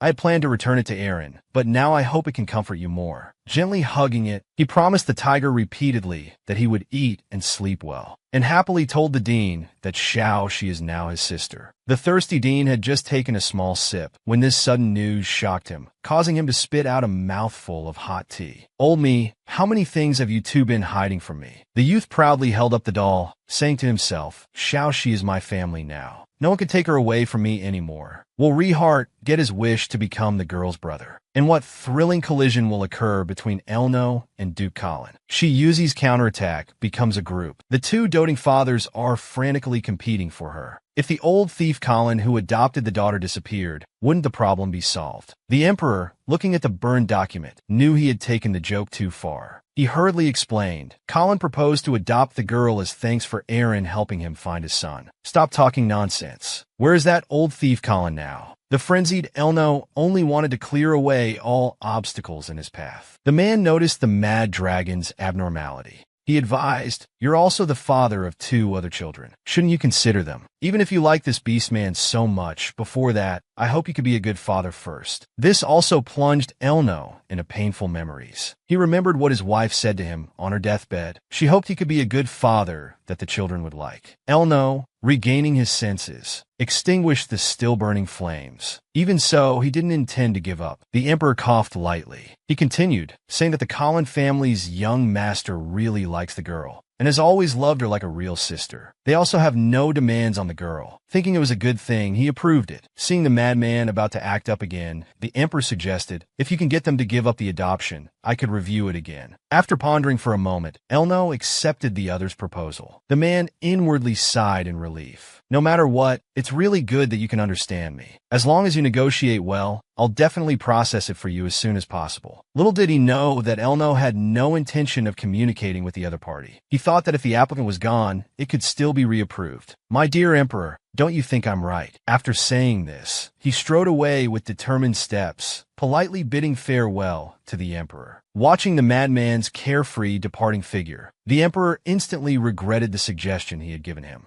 Meanwhile, Sharnai suddenly rushed forward as if going mad, as if he had seen something precious that made him lose his mind. Then came the sound of a thud as he fell to the ground. "It's so good that you're back safely." In Shar's resentful complaints, he learned that his uncle often loses his temper and scolds people for no reason. His 2 cousins are also strange. One locks himself in the lab, often letting out sinister laughs. The other arrogant guy likes to carry around a broken sword, challenging people everywhere. "Only when I see you do I feel there are still normal people in this world. You're not allowed to leave me again. You know that, right?" Aaron wondered if the protagonist was talking about Karen and Shilian. But they should be best friends who tell each other everything, shouldn't they? Sharnai, hugging his sister, hoped she could take a walk with him. Before that, he had to go treat the Berserk clan members. Before leaving, he promised to meet her again in the afternoon without fail. However, just as Aaron finally saw off her sister Sharnai, she encountered someone even harder to deal with. Suddenly, someone behind her called out, "Little Furball." The girl turned to look at Aaron with a look of utter despair. The The family head fiercely questioned Aaron. How dare you not answer my question and just run off like that? If you didn't steal anything, you should have said so. You've been away from home for so long. Didn't you know to come back earlier? Aaron hung her head, silently enduring the family head's raging storm. She didn't know how to answer the old man's questions. Remembering the unconditional love before leaving home, the girl fearfully clutched at her skirt. She said she didn't mean to make you angry, family head. I'm sorry. Feeling more and more wronged as she spoke, Aaron burst into tears. Little furball, why are you crying? The butler sighed, taking out his handkerchief. He carefully wiped away the tears from the corners of the girl's eyes. The family head is just not good at expressing himself. He was actually very worried about you.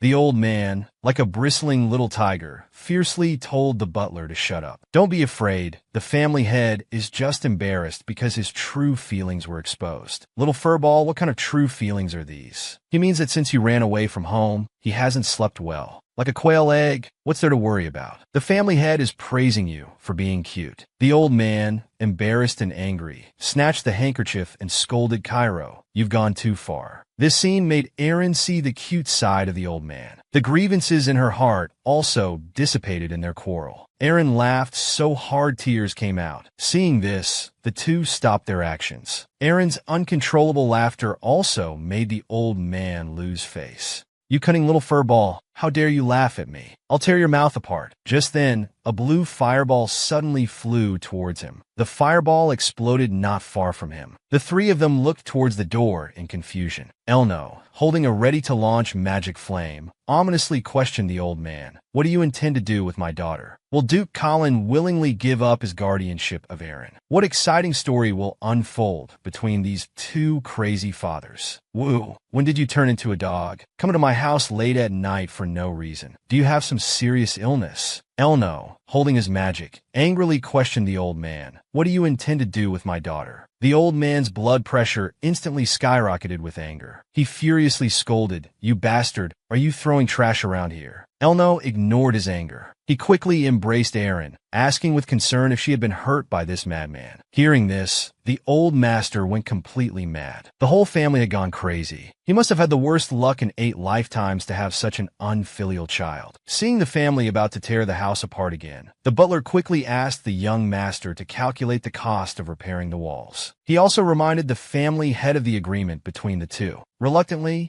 the old master called out to stop the two who were about to leave. He coughed for a long time, unable to say a complete sentence. With the butler's repeated urging, he finally stammered out an apology for his earlier harsh questioning. The old master knew the girl wasn't a thief. At the time, he just wanted to confirm the girl's beastman identity. This reminded Elno of his daughter being abandoned, and the image of the king crying until he disappeared. He sarcastically remarked how impressive the family head was. Aaron, worried they might start fighting, explained that she shouldn't have hidden her beastman identity, causing them to worry. Although the little furball's sensibility comforted the old master, the issue of the girl being a beastman wasn't over. Seeing the atmosphere becoming tense, the old master hurriedly explained that he wasn't accusing her, but wanted to perform a kinship ceremony to officially make her a member of the Edom family. Seeing this, the butler quickly acted as translator, saying it was just a formality. No matter what, she would always be the family head's most beloved granddaughter. The butler's considerate translation made the old master exclaim beautiful. Aaron thanked her grandfather, saying she would strive to be an excellent descendant of the dragon. The old master from Beijing couldn't help but praise her as a clever little furball. The family head says you're sensible, and he likes you very much. Forget it, I'm tired and don't want to talk to you anymore. Before leaving, he told the little furball to be prepared for studying. After all, being excellent means putting in more effort. Poor student Aaron felt she had boasted too much. Feeling exhausted, she thought to herself that she was still young. Surely 1 + 1 wouldn't be a problem. The mountain of textbooks made her exclaim, oh my. However, the moldy Elno Falser beside her said he could learn all these textbooks in 3 days. Seeing his daughter's gloom, he quickly comforted her, saying it was okay, learn as much as you can. If you don't want to study, we can go talk to the family head. Babies who like Ollie, our smiles must be as handsome as Elno's.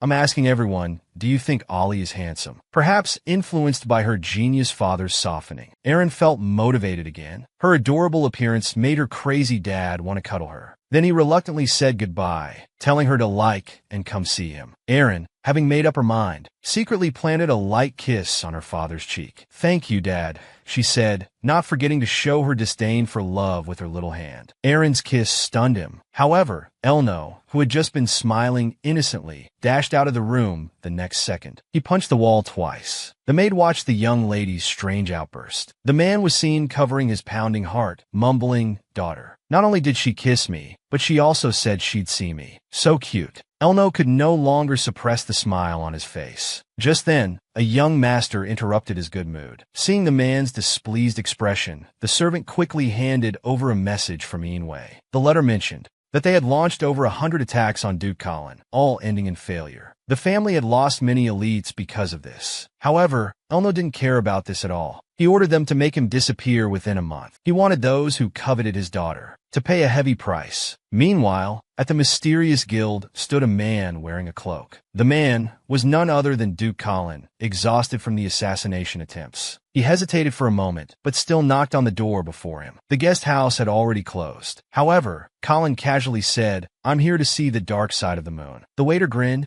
then with a fierce look in his eyes, welcomed him in. "Esteemed guest, please follow me." The kind-hearted Aaron could never have imagined that she would become the target of someone's cruel intentions. Colin, led by the waiter, walked towards the dark depths. As the door to the reception room opened, a man completely shrouded in a black robe stood there. "Respected Duke, may I ask what brings you here?" Colin told the man in black that he had been frequently attacked recently and wanted to know who sent these assassins. However, the other person mockingly asked if he hadn't had a good night's sleep. Colin, displeased, told him to mind his own business. He revealed that he was attacked by assassins every night when he tried to sleep. Although the attackers suffered heavy losses, they still kept coming like mad dogs. "Have you offended anyone recently?" "There seem to be quite a few. I've lost count. I remember once, before they left, they called me a thief." "Would someone as wealthy as you steal?" Colin shouted angrily. "What do you take me for?" "Ha, don't be angry. I was just joking. I accept your commission. Besides tracking these assassins, I'll also send guards to protect you.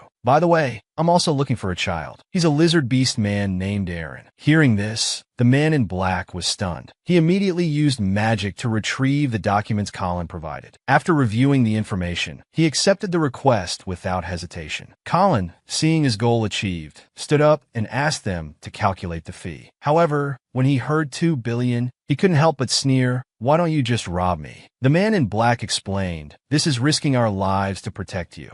Even so, that's not acceptable. Is my money not money?" He turned to leave, saying he needed to think about it. At this moment, a maid deliberately waved a photo in front of Colin. As expected, he was attracted by the content of the photo. Isn't this his wife's portrait? The only album in the entire empire about Duchess Colin's growth. If you decide now, I can give this to you. How about it? There's only one album. Oh, you want to think about it more. Colin angrily gritted his teeth and said, "You dare steal my treasured photos to make an album and sell it back to me. Are you tired of living?" The other party was unfazed, so, "Do you want it or not?" "Ah, how annoying. Give it to me quickly. If you don't complete the task well, you're dead," he said and left in a huff. After he was gone, the man in black couldn't help but sigh in relief. He took off his mask and couldn't help but complain about how stingy the other party was despite being so wealthy. However, he had already accepted 3 commissions to find Aaron. Combining the information they provided, he believed he could find her soon. Just then, a strange laughing Aaron quietly appeared, inexplicably pounding on the table in front of him. Ali wondered, does everyone have a grudge against tables? He angrily cursed, vowing that once he found Aaron, he would turn her into lizard canned food. The man in black sighed helplessly. This wasn't the first time he had seen a man go crazy. Since the last time, when the auction house was destroyed by a group of unidentified people, he blamed all the responsibility on that escaped lizard. Because of this, he spent his days in a deranged state, fantasizing about catching Aaron. He wanted to lock her up with his pet. He wanted to witness that lizard's painful struggle with his own eyes. The man in black remained silent, allowing the man to rave on. His cold, dark eyes seemed to regard the pet before him as that little lizard. Facing the revenge of the Moonlight Guild, what dangers would Aaron encounter? The lingering thoughts kept Aaron awake for a long time. The scattered papers and scribbled notes on the table mirrored his current indecisive state of mind. He thought of Zimao and Lucille. Now that Rehard had found a loving family, he might soon forget about him. and Baimon, with whom he formed a deep bond over a piece of bread, had probably returned to the temple for training. It seemed everything was developing in the direction he had expected. As a supporting character like him, it was time to return to his original position. Although he was somewhat worried about his father's relationship with the female lead, he believed there would always be a chance for them to reconcile. This period, though tiring, had brought joy to his heart. Aaron slowly drifted off to sleep with complex emotions of wanting to forget everything. He clearly wanted to forget, but how come he received a big doggy gift package early in the morning? The white-haired master pulled him back to reality. Aaron looked at Lucille in the sack with disbelief, asking if his father had carried him here overnight. The three who had agreed to go their separate ways unexpectedly met again in this manner with the white-haired one. Babies, guess in what way the purple-haired one will make his entrance. If you were Aaron, about to be abandoned by your family, would you choose to wake up or forever immerse yourself in the dream you've woven? We agreed to say goodbye to the past. How did this person crawl out of the sack? Faced with the white-haired one's greeting, Aaron was suddenly dumbfounded. Before he could ask about the situation, Elner, standing aside, wondered how his daughter knew this randomly picked-up pet. Aaron explained that the young man was a friend he met at the orphanage, to continue staying by his master's side. The white-haired one took the initiative to hold the girl's hand, affectionately pressing it against his face. Elner glared at this kid who was competing with him for his daughter's attention. What was this guy's background? Then, he lifted the young man by the scruff of his neck, like a cat, and ordered the servants to take this dirty fellow away. Clean up this guy who appeared at his doorstep in the middle of the night, coincidentally as if he was waiting for him. Seeing his daughter worried about that kid, Elner decided to educate her on safety awareness. He taught his daughter that if a stranger offers you candy and asks you to go with them, you must learn to refuse. Because daddy can't lose you again, understand? This unexpected statement stunned Aaron, but he still obediently agreed with his father. Since his daughter opened up to him last time, Elner had been trying various ways to make his daughter closer to him. As he turned his face, Aaron felt his father's whole body was screaming, "Kiss me quickly." Faced with his father's childish behavior, Aaron helplessly gave him a big pinch on the cheek. The white-haired one observed every moment of their happiness. Noticing the kid's gaze, he couldn't help but reveal a smug smile. Elner, waving goodbye to his daughter, yet he didn't know his sudden whim had greatly troubled Aaron. He should have been resting at the temple. Why was he brought back like a pet by his father? Just as the girl was pondering, a faint groan came from behind. Aaron ran forward to ask her father with concern, "Are you all right? I'll call a doctor right away." Elner, not wanting his daughter to worry, just said it was an old problem and would pass soon. Before he finished speaking, the man collapsed in pain. He struggled to control the frenzy in his body, telling Aaron to run quickly. This familiar scene also triggered his painful memories. This was one of the secrets of the Edom family. They would develop a desire to kill when their magic went out of control. People called this going berserk. Although it wasn't her father's intention, the suffocating feeling of being held in midair by the man made her hesitate. At this moment, Aaron remembered her father's firm hands reaching out to her. He was the first to make me his family, ignoring others and insisting on keeping me by his side. He was also the father she had chosen, no matter when or where. The girl would never give up on her tsundere dad. Aaron tried to support her father with her own strength, but even using all her might, she couldn't move her dad an inch. She shouted, "Is anyone there? Quick, find Charnay. Come here." But no matter how she called, there was no response. Her father's condition was getting worse. Aaron prayed in her heart, "Please, anyone, save Dad. I wish for him to be free of illness and in good health." Even if it meant trading everything she had, she was willing.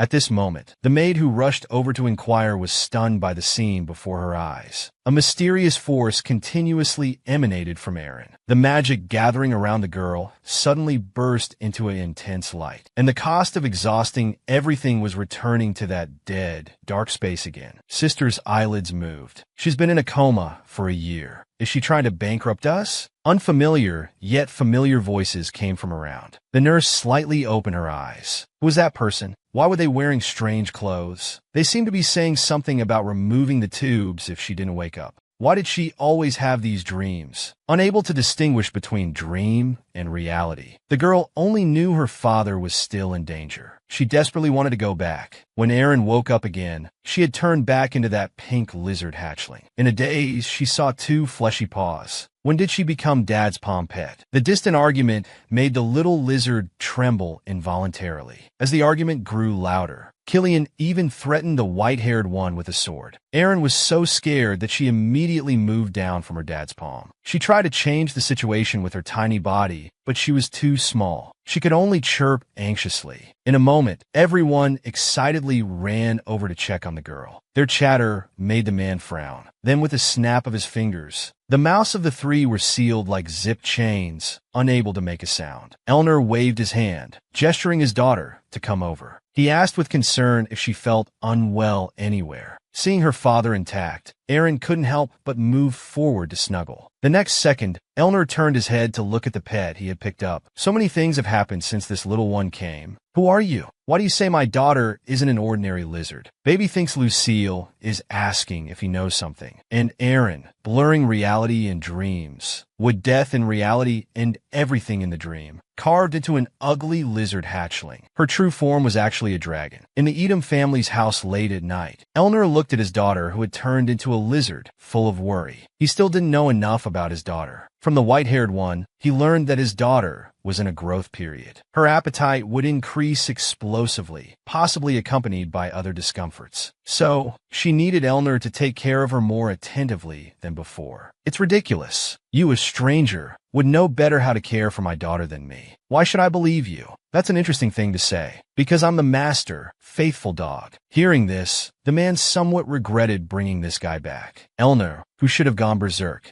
miraculously recovered upon seeing the light on his daughter's body. In that instant, he even smelled a refreshing fragrance. Noticing his sleeping daughter kicking off the blanket, the man, worried she might get cold, quickly went to pull up the blanket for her. But he discovered that his daughter had somehow grown a pair of delicate little wings. Elnor finally realized that his daughter wasn't ordinary. But no matter what, you are my daughter. Dad will definitely protect you fully until you grow up healthy. Half a month ago, he came to Duke Colin's mansion to stir up trouble. After most of the day without getting to the point, he started mocking and ridiculing Duke Colin. He even praised that his skill at playing dumb was unmatched. I heard your mansion has uninvited guests every night. I came specially to see if you had any mishaps. It's a pity you haven't lost an arm or a leg. Duke Colin guessed that the previous assassination attempt was by the person before him, but he didn't know what his purpose was. Are you trying to declare war in the name of your family? Elnor smiled innocently. You suspect me. Do you have any evidence? Remember the thief who stole my daughter? You despicable bastard. What exactly are you trying to do? You've been talking nonsense since you came in, and now you're inexplicably calling me a thief. At this moment, Duke Colin realized that the previous assassin had said the same thing. He clenched his fists in fury. You madman, you dare to send people to commit suicide where my family lives. Elnor, unperturbed,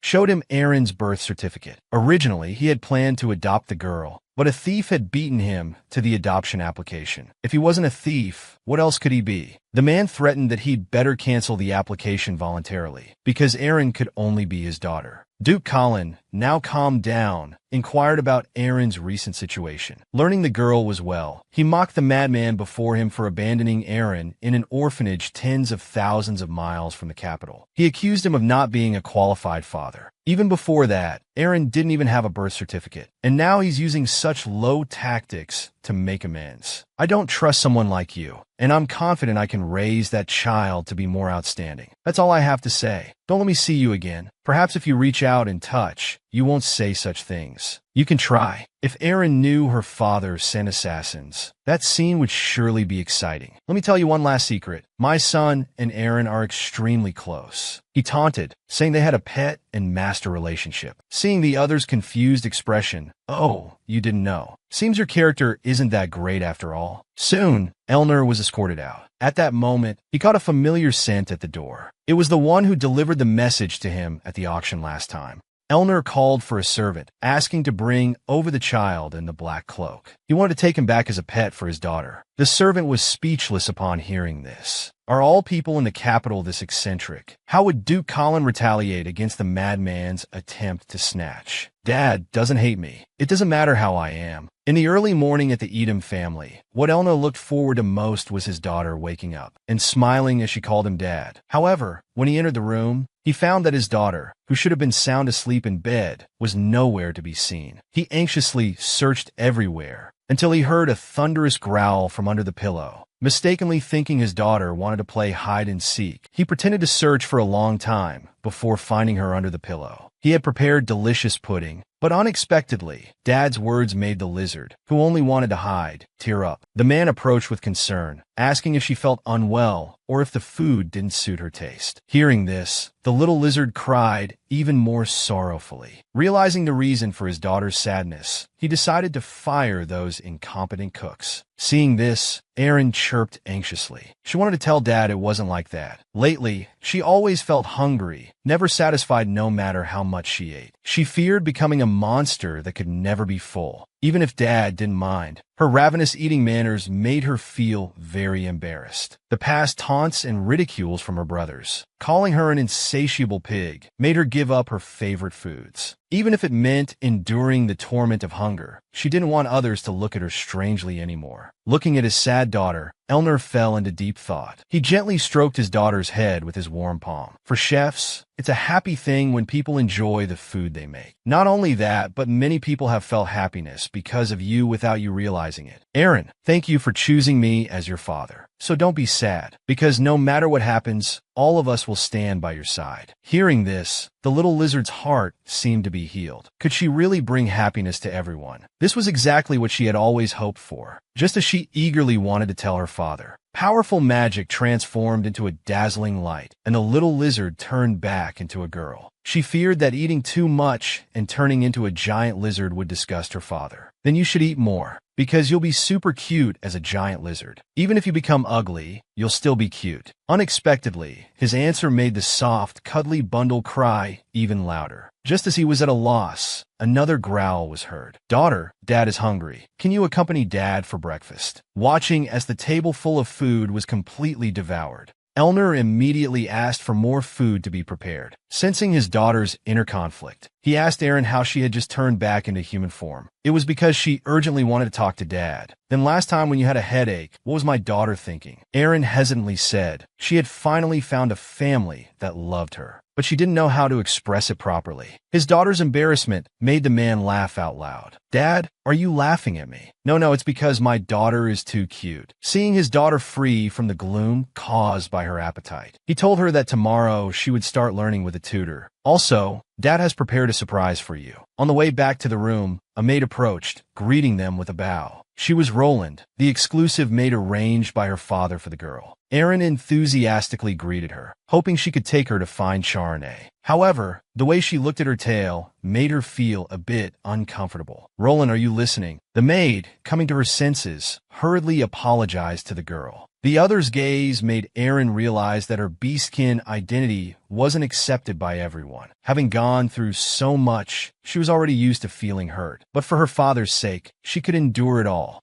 Because for her, nothing was more important than the family that loved her. Outwardly appearing as an ugly lizard hatchling, yet being doted on by a group of villains, Erin, hiding behind Roland, couldn't help but glance forward. Although they had respectful attitudes, everyone's strange looks and discussions about her beastkin identity made her want to find a place to hide. She kept reassuring herself that it was okay, until the maid's voice startled her back to reality. Miss, we've arrived. Do you want to knock now? Erin, now aware, said she would do it herself. As the door was knocked, Charney's weak voice came from inside. Sister, it's me, Erin. I missed you and wanted to come play. Hearing this, Charney exclaimed in surprise. My room is a mess. Erin, wait a moment, please. Soon, loud clattering noises came from inside. Just as she thought her sister was destroying the room, the door swung open with a bang. Sorry for the wait. I've tidied up. Come in quickly. Erin, are you thirsty? Would you like black tea or green tea? Do you need sugar? There are delicious cookies on the table. I'll get them for you now. At this moment, the overburdened wardrobe let out a groan. It turned out she had stuffed everything into the wardrobe. This reminded her of her childhood, when she used to secretly stuff toys into the wardrobe to avoid her mother's scolding. The similar experience made her feel close to Charney. but that pink doll about to fall out looked somewhat familiar. Just as she was about to look closer, Charney violently elbowed the wardrobe shut. "Aaron, if you want anything to eat, just tell me anytime." She sat next to the girl and started chattering about various interesting things. "Sister, you seem very busy lately. Did my sudden visit disturb you?" No.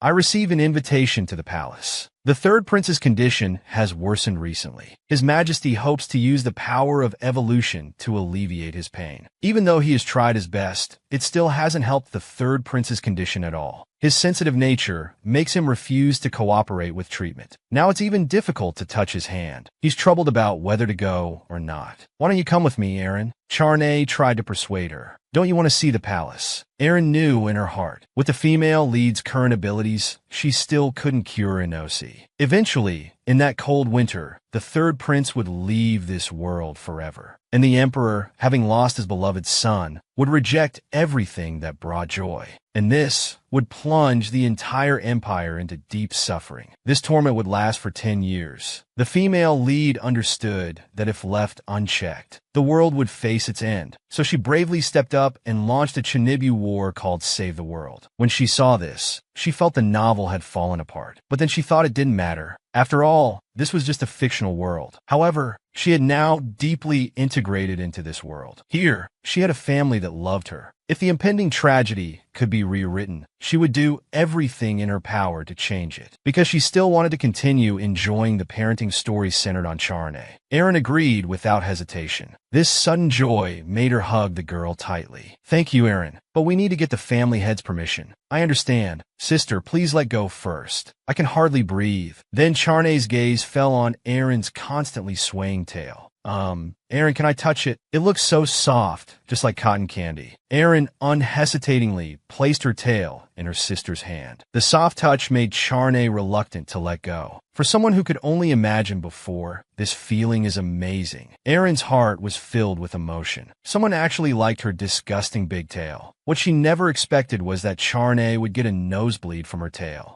"Are you okay?" I'm fine. I'm just too excited." Time flew by. Roland, guarding outside the door, was staring blankly at a doll. She only snapped out of it when Aaron called her. Seeming to remember something, she quickly hid the doll behind her back. The girl noticed keenly, but didn't ask, just asking her to take her to the family head. Aaron didn't mind her concealment, even humming a tune along the way. At this moment, something suddenly falling caught her attention. That thing looked familiar. Upon closer inspection, it was a lizard doll that looked exactly like her. Aaron was very surprised. Could it be that everyone didn't hate her for being an ugly lizard hatchling? Memories of being everyone's favorite were returning. May all the babies who protect her be happy and joyful. Aaron, humming a tune, was attracted by a small object on the ground. It was a lizard charm that looked just like her. She immediately asked Roland, "Is this yours?" However, the maid glanced at it and snatched back the doll with the speed of a top-tier player. "Thank you for picking it up for me, Miss Aaron. We're almost there." Secretly amazed, she thought this speed could rival that of the elderly during sales. The two arrived at the family head's door. After the guard went in to announce them, they were told to wait a moment, as the family head said he needed to tidy up the room.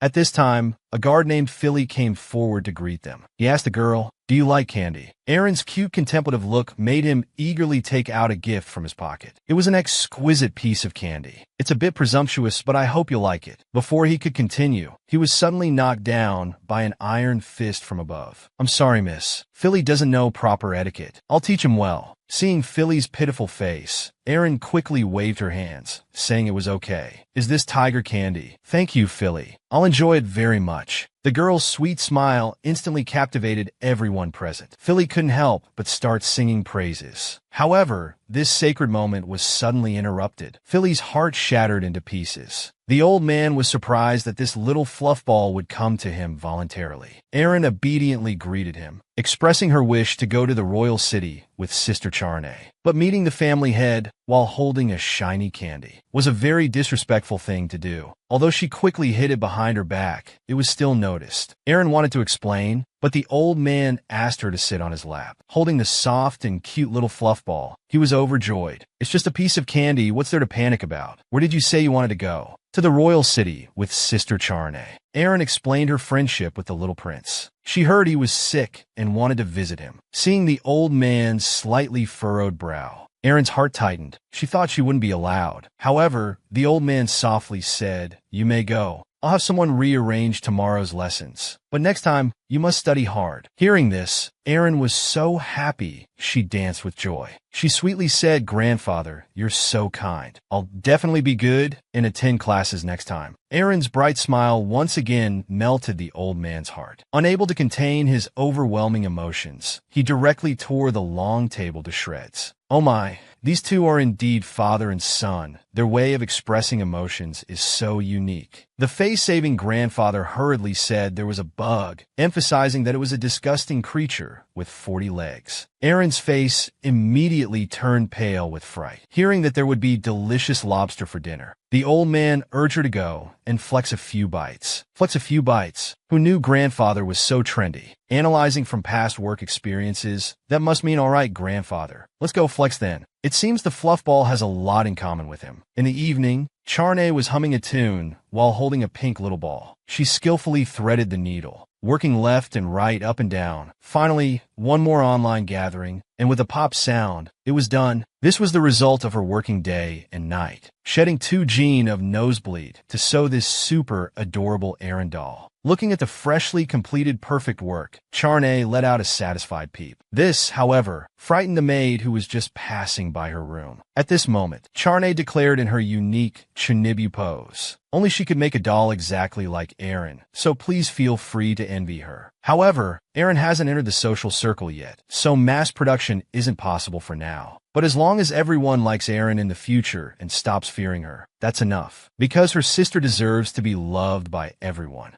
Isn't that right? Even if it's forced love through manipulation. So what? The moment she first saw Erin, she was deeply attracted by her pink hair and honey-colored eyes. Charney tried hard to create chances for accidental encounters, just to take a walk with her. She even wanted to personally feed her delicious pudding. However, at a banquet, she witnessed Erin transformed into a lizard being framed, until she desperately climbed up a stone pillar. The pointing and whispering of people around made her feel helpless. Charney, filled with self-blame, longed to see Erin again. In the hallway back to her room, servants were gossiping about Erin. In their words, the lizard beast man was both dirty and stupid. Not only did she steal the young master's earrings, but also falsely accused the maid who cared for her. Hearing this, Charney couldn't help but step forward to correct them. The real thief was Myra. She warned them not to gossip behind others' backs. After saying this, she left angrily. Although she knew this wouldn't change much, the servant's misunderstanding of Erin made her feel she should do something. Fortunately, with Karen and Celian's help, Erin's innocence was proven. But even so, the prejudice caused by the misunderstanding didn't disappear. Instead, it grew worse. Feeling powerless, Charney locked herself in her room. She turned her longing into drawings, found needles and thread to sew a doll. Little did she know that her secluded doll-making would cause a sensation in the Empire. The cute pink doll was praised endlessly by the maids. Seeing how they couldn't put it down, Charney suddenly realized that no one had seen Erin's Beastman form. Perhaps through the dolls, she could change people's perception of Erin. So she asked the maid if she liked it. The next day, Sophie was showing off the Erin doll everywhere. It immediately attracted everyone's attention. People kept asking Sophie to help them get a doll too.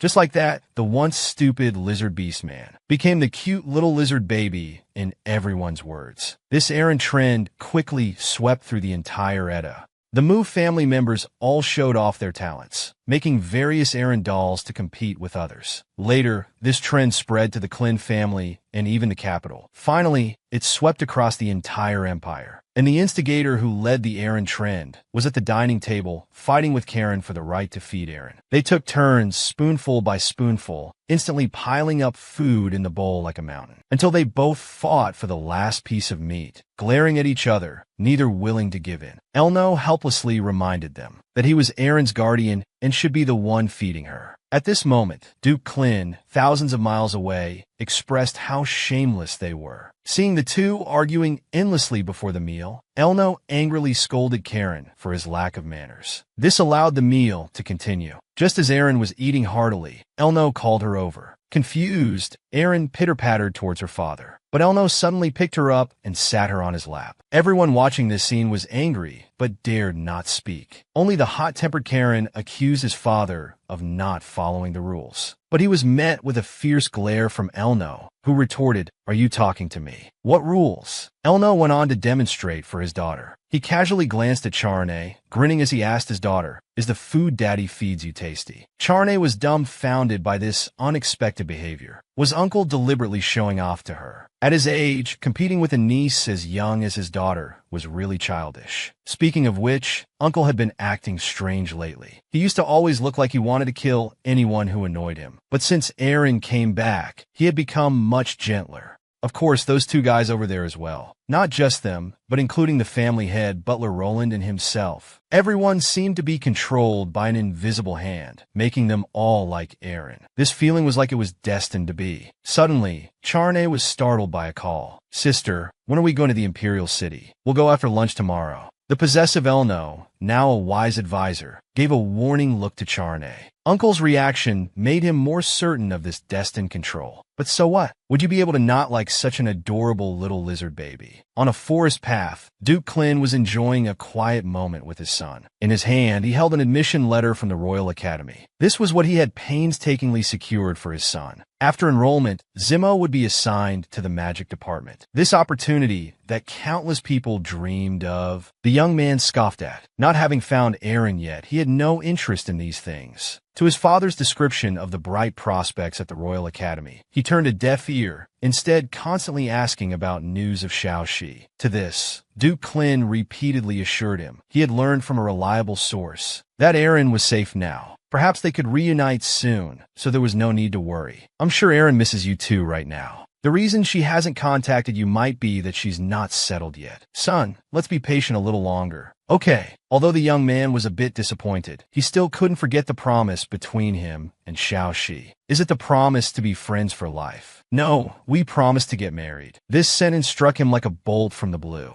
"Darling, what did you say about marrying?" "Marriage. To be precise, we promised to be each other's family." "Isn't that what marriage means?" "Shaoxi can't come now. I'm so understanding that I won't blame her." Listening to his talkative son's muttering, the helpless Duke Klin decided to educate his son about the meaning of marriage. Hearing his father's implied meaning, Xiao Feng questioned the Duke, "Do you not approve of me marrying Shaoxi?" The man quickly shook his head, denying innocently, "No, son, I think you two are a good match." After getting a satisfactory response, Zimmo expressed, "I really want to see Shaoxi." At this moment, Duke Klin finally understood. This wasn't a pet-owner relationship between the two. It was clearly his son's one-sided love. So he decided to temporarily hide the truth from Zimmo. Duke Klin tentatively asked, "Son, are you sure you don't want to go to school? Maybe Aaron is there too." Meanwhile, Charney was about to take her sister to the palace, but she was distracted by Elno standing in front of the carriage. Wasn't it just her and Aaron going? Did Uncle want to come along too? The understanding butler explained that the young master was just seeing them off. Elno reached out to lift his daughter into the carriage. He told Aaron not to be afraid on the way, as he would have Talim follow them. The family's guard unit was like a shadow. Whenever and wherever the master needed, they would appear. If you see something you don't like, just kick your daughter directly. Isn't that fun? Before leaving, Dad has one more thing. That is, try to avoid the Emperor after entering the palace. Because that guy is not trustworthy. If you encounter any grievances, come back and tell Dad. Dad will reason with him properly. Also, remember to return before dinner. At this moment, Aaron poked her head out and asked her father what kind of person the Emperor was. After pondering for a moment, Elno replied that he was an arrogant and rude fellow. Although everyone praises him as a good emperor, that's only for ordinary people. He considers other races as dispensable. Only those with golden hair are the symbol of royalty. He's not only egotistical,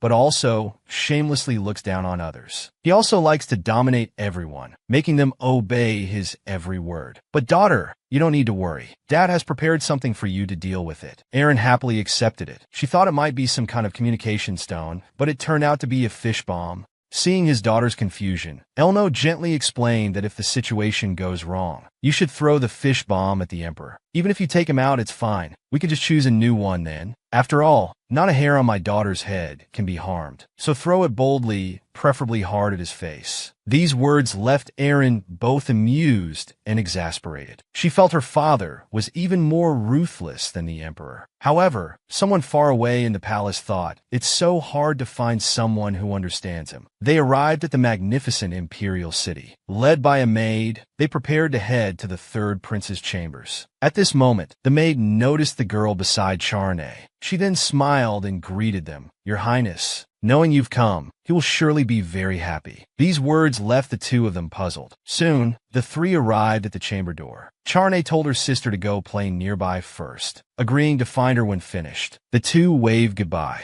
Erin then went elsewhere under the maid's guidance. On the way, they met an attendant delivering books. After hearing their conversation, Erin couldn't help but ask if there was a library nearby. Of course, the Royal Library is famous throughout the empire for its rich collection. Miss Erin, do you want to go read? As they chatted and walked, they soon reached their destination. As the grand doors slowly opened, revealing the magnificent interior of the library. Layer upon layer of bookshelves held countless books. The maid smiled and said, if you need any help, just call me anytime. Erin had never seen such a large library before. However, the dazzling array of books left her not knowing where to start. Suddenly, a plant guide caught her eye. Wanting to learn more about this world, she thought she might find a way to cure the third prince in it. However, that book was placed high up. Even with the help of a ladder, she couldn't reach it. Just then, a large hand took the book away and asked if she wanted to read it. Erin replied, yes, thank you for your help. Reading such difficult books at such a young age. Unlike my youngest, who only knows how to play with cats and dogs all day. Are you interested in plants? The other's chatter made her take a second look. Golden hair and eyes were the symbol of royalty. She remembered her father's instructions to avoid the emperor if encountered. She couldn't be that unlucky to meet him right away, could she? Maybe he's just a close relative of the royal family. Erin told him she was looking for something important in the book.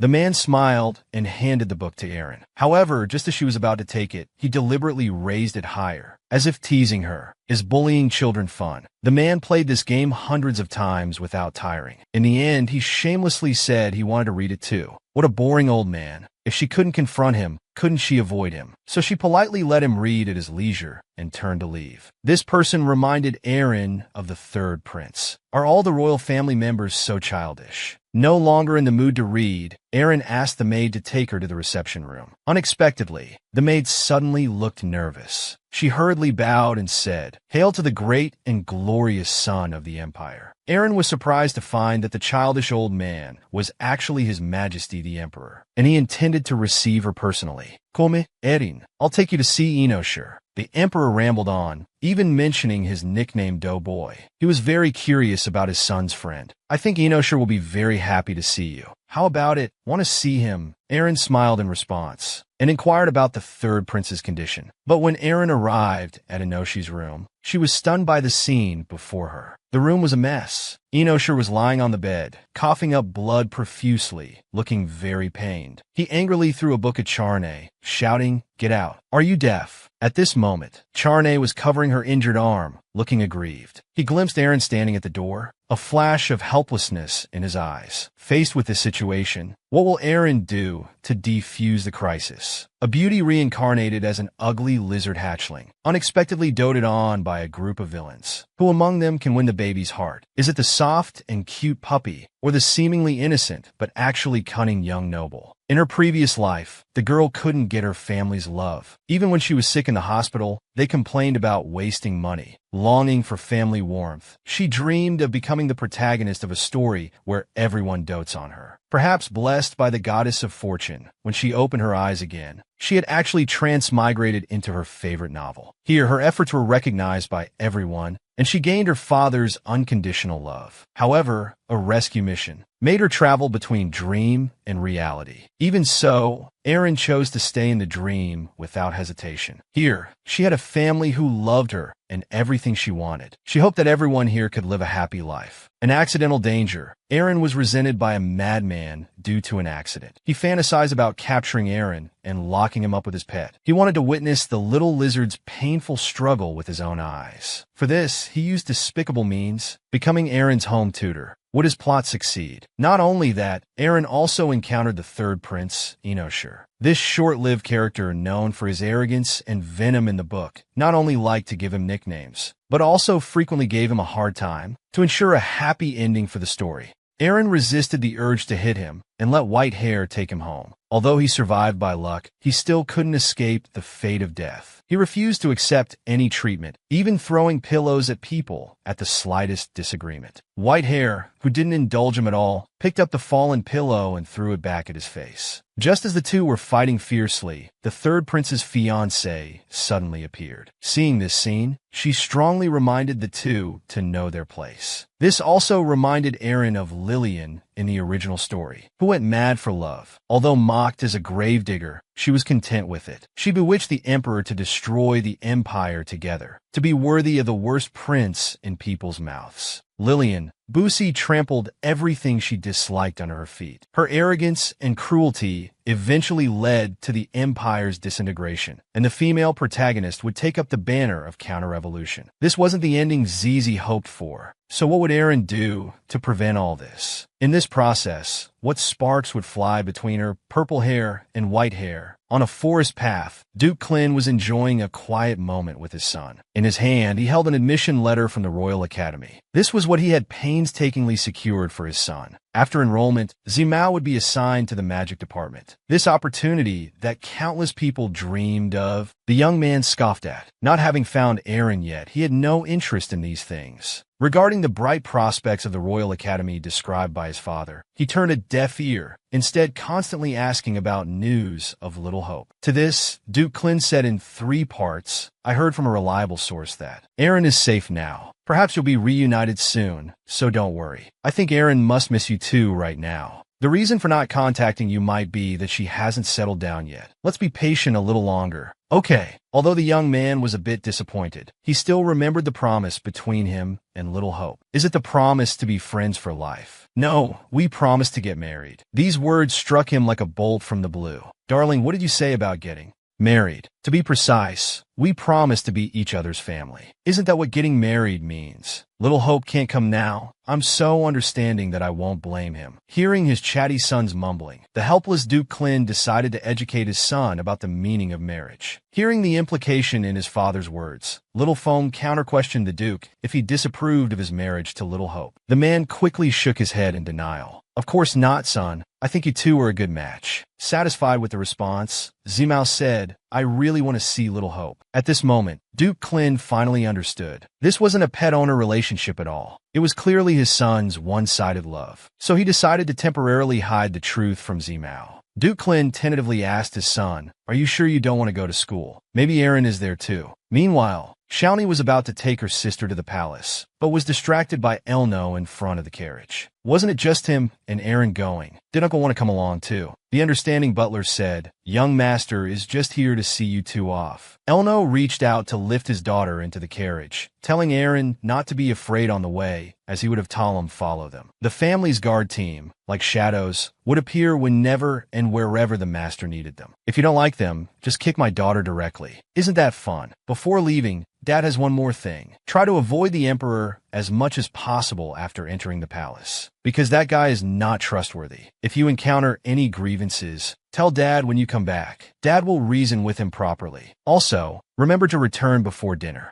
At this point, Aaron poked her head out and asked her father what kind of person His Majesty was. After pondering for a moment, Elno replied that he was an arrogant and rude fellow. Although everyone praises him as a good emperor, that's only for ordinary people. He considers other races as dispensable. Only golden-haired ones are the symbol of royalty. He's not only prideful, but also shamelessly looks down on others. He also likes to dominate everyone, making them obey his every word. But daughter, you don't need to worry. Dad has prepared something for you to deal with it. Aaron happily accepted it. Expecting something like a communication stone, it turned out to be a fish egg. Seeing his daughter's confusion, Elno gently explained that if things go wrong, you should throw the fish egg at the Emperor. Even if you take him out, it's fine. We can choose a new one later. After all, My daughter can't lose a single hair, so throw boldly. Best to throw hard at his face. These words left Aaron both amused and exasperated. She felt her father was even more ruthless than the emperor. However, someone far away in the palace said it's so hard to find someone who understands her. The two arrived at the magnificent imperial palace. Led by a maid, they prepared to head to the third prince's chambers. At this moment, the maid noticed the girl beside Shawnee. She then smiled and greeted her. Your Highness, knowing you've come, he will surely be very happy. These words left the two puzzled. Soon, the three arrived at the chamber door. Shawnee instructed his sister to play nearby first, agreeing to find him when finished. The two waved goodbye.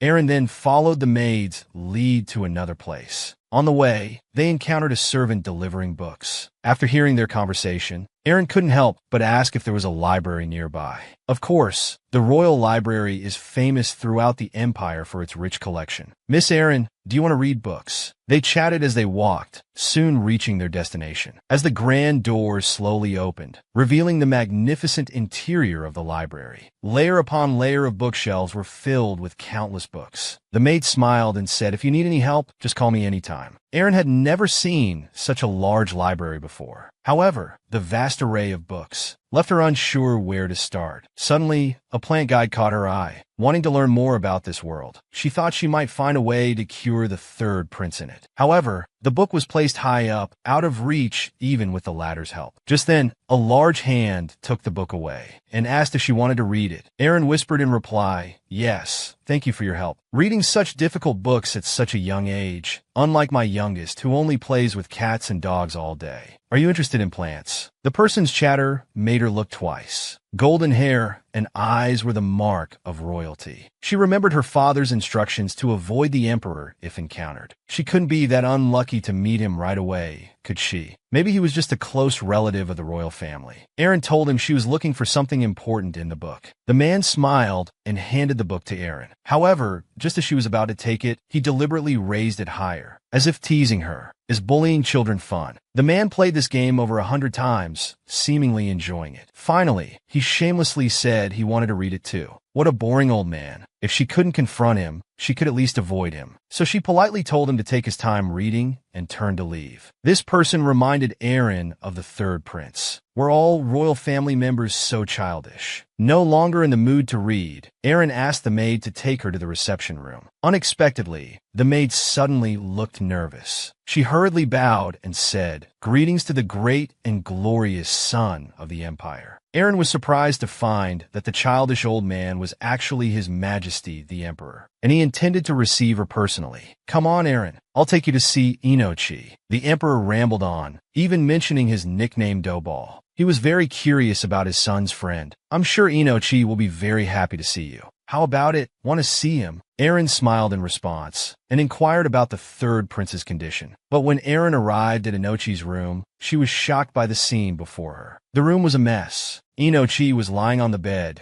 coughing up blood profusely, looking very pained. He angrily threw a book at Shawnee, shouting, "Get out! Are you deaf?" Shawnee covered his injured arm, looking aggrieved. He glimpsed Aaron standing at the door, a flash of helplessness in his eyes. Faced with this situation, what would Aaron do to defuse the crisis? Before, he was a venomous snake and blood bag. Unexpectedly, in private, he was as naive as a puppy. To please his fiancée, he crossed mountains and rivers just to buy a tea egg. However, he was not only abused by human traffickers, but also auctioned off as merchandise. Even though rescued by the lizard cub, he still couldn't escape the fate of death. He loathed everyone's gaze, even attacking the female lead who was trying to save him. Witnessing all this, Aaron quickly shielded her sister. Watching the two care for each other, he unexpectedly fell silent. Seeing this, the Emperor used the excuse of resting to let him leave first. But Shawnee refused. Aaron understood that her sister was worried about her, so she squeezed her hand and said, "It's okay. I'll chat with His Highness and be back soon." Shawnee reluctantly nodded in agreement, so she politely bid farewell to the Emperor. Noticing the girl's unhappiness, he deliberately called out Doughball despite his cough. Until the girl protested in annoyance, he looked indifferent. Instead, he asked about the ugly guy who threw him on the ground. Learning that the fellow was a beggar, shamelessly freeloading at the Edom family. If it weren't for his own sake, he really wanted to. Never mind. Then he glanced at the emperor beside him, hearing him repeat the same questions hundreds of times every day. Was he really so eager for his death? How his body was doing? Didn't people report to you every day? Even when the emperor mentioned his mother, he showed no forgiveness. He even cruelly shouted that if he didn't want to see him die early, he should leave quickly. Aaron, standing nearby, was too scared to make a sound, until she heard Inochi say he envied her healthy body, unlike himself who could only lie in bed and go nowhere. He also said he missed his mother, but if he went to see her, it would mean being sentenced to death. Those people always like to look at him with pitying eyes. It's so ridiculous. They're all so ugly. What right do they have to pity him? Just like the way you're looking at me now. It's so annoying. So you're pitying me too, aren't you?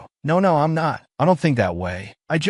Meanwhile, the increasingly irritated old man was ranting into the communicator. These unreliable fellows were either having stomach aches or standing him up completely. Not a single one was willing to come. The butler, flipping through thick files, asked, "What do you think of this one?" Apart from being young and from the countryside, everything else about him seems quite good. The old man, thinking he'd found a gem, was shocked by his age. Can this kid, barely older than Dobal, really do it? However, under the butler's enthusiastic introduction, he might be better at teaching the young lady. The old man, holding his aching head, said to proceed with his plan for now, but he still felt something was off. The blonde, green-eyed young baron in the photo didn't look like a good person. "So, my dear baby, do you know who he is? Fluff, come quick. Your wife is about to run off with someone." Looking at the food, almost touching her mouth, why did everyone like to feed him? At this moment, White Fluff pitifully said, "Thank you for taking me in, master." Knowing she couldn't persuade him, Erin reluctantly said she'd eat by herself. Then she heard him ask about the third prince's condition. Although one illness was cured in time,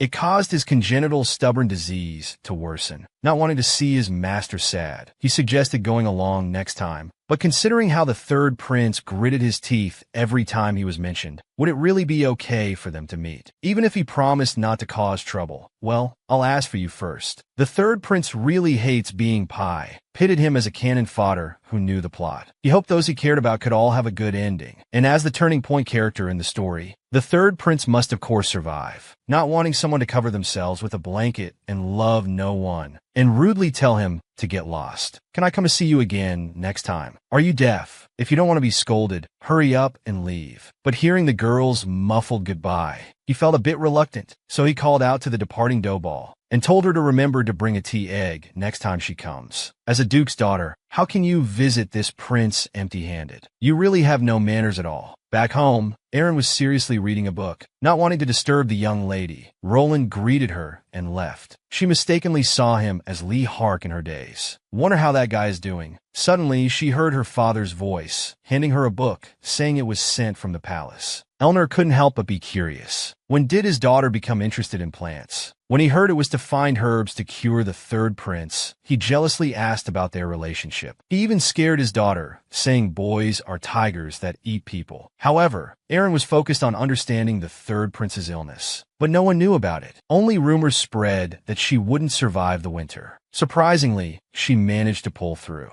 But this accident has worsened his condition. Noticing his daughter's disappointment, he gently comforted her, saying he would be fine this time too. Dad would also find many skilled doctors for him. "So, my good daughter, don't worry too much." These comforting words made Erin freeze. The cold, crazy duke in the book actually cared about his thoughts. Maybe I'm really treated as family by Dad. Unexpectedly, the next second she heard the devil mention school and asked about her homework. Although he repeatedly threatened to find a female teacher, this was the only one willing to come. Hearing his daughter ask for his name, he became even more angry. After thinking for a long time, he said, "Maybe it's Suehua." Not wanting to meet that person for the first time, he clumsily scattered flowers everywhere, constantly apologizing. "Please allow me to introduce myself again." The young man wore a pair of large glasses, looking innocent, but it scared Erin into a cold sweat. Why isn't this guy teaching her sister, but came here instead? Here he comes, he's here. The most vicious villain in the original story. He's here. Thought it would be Thanos. but it turned out to be a Voldemort addicted to wrestling, not only having a morbid possessiveness towards beast men, but also plotting various dirty deals. Facing the dark forces of the Empire, Syl, the chairman of the Bright Moon Guild, Syl trembled, wondering who on earth wanted to harm him. Aaron, pretending to be calm, began to listen to his nonsensical talk. Liking Geo, isn't that just collecting beastmen? Curious and likes to learn, probably equals secret investigation, right? Knowing him so well, yet still introducing himself. What a gall.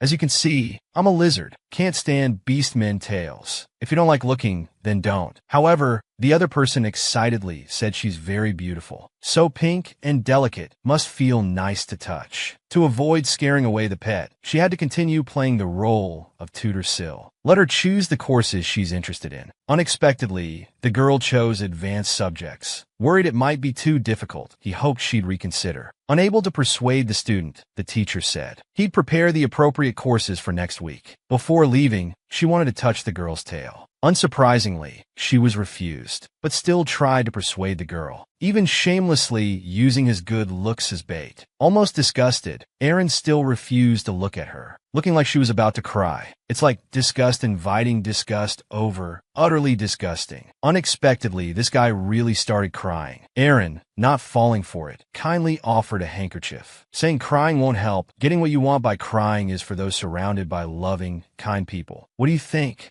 Anyway, no one helps me when I cry. So, teacher, please stop crying too. Sensing the girl's subtle hostility, could she know him? Syl, no longer insisting, apologized for his forceful behavior. As he stood up to leave, he still asked the question in his heart. Miss Aaron, do you know me? Looking at the wary pet, the strange feeling in his heart grew stronger. But as he was leaving, his 2 feet started fighting each other. Finally, with a bang, a human-shaped tire was seen spinning at 300 kilometers per hour. After finally stopping, there was no movement for a long time. Is he dead?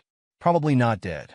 Quickly call for help. I said I'm not dead. The commotion outside caught Whitehair's attention. Through the window, he saw not only 3 black shadows following that person, but also a strong smell of blood. So what was his purpose in approaching the master? Do you babies know? People coming and going. The whole battle suddenly erupted at this moment. Who told this brainless fool to dare harm the master? Aaron, enduring their attacks, couldn't help but cry out in her heart, what a mess. The maid standing guard outside was trembling. With such a commotion inside, should she call for the senior or not? You lowly commoner, how dare you throw him on the ground like trash, and then laugh in front of him as if nothing happened? Oh, I won't. Come at me if you dare. Stunned, Aaron quickly checked the topic, saying His Majesty has agreed to his request to go out. Not only that, we can also take a walk and eat delicious pudding. Yes, that's right. I don't play childish games like house. But aren't you a child yourself? Instantly enraged, he told him to shut up. Are you getting as insolent as that fool? Didn't you tell me to be more confident? But I didn't say you could be my equal. Unexpectedly, Whitehair's provocative support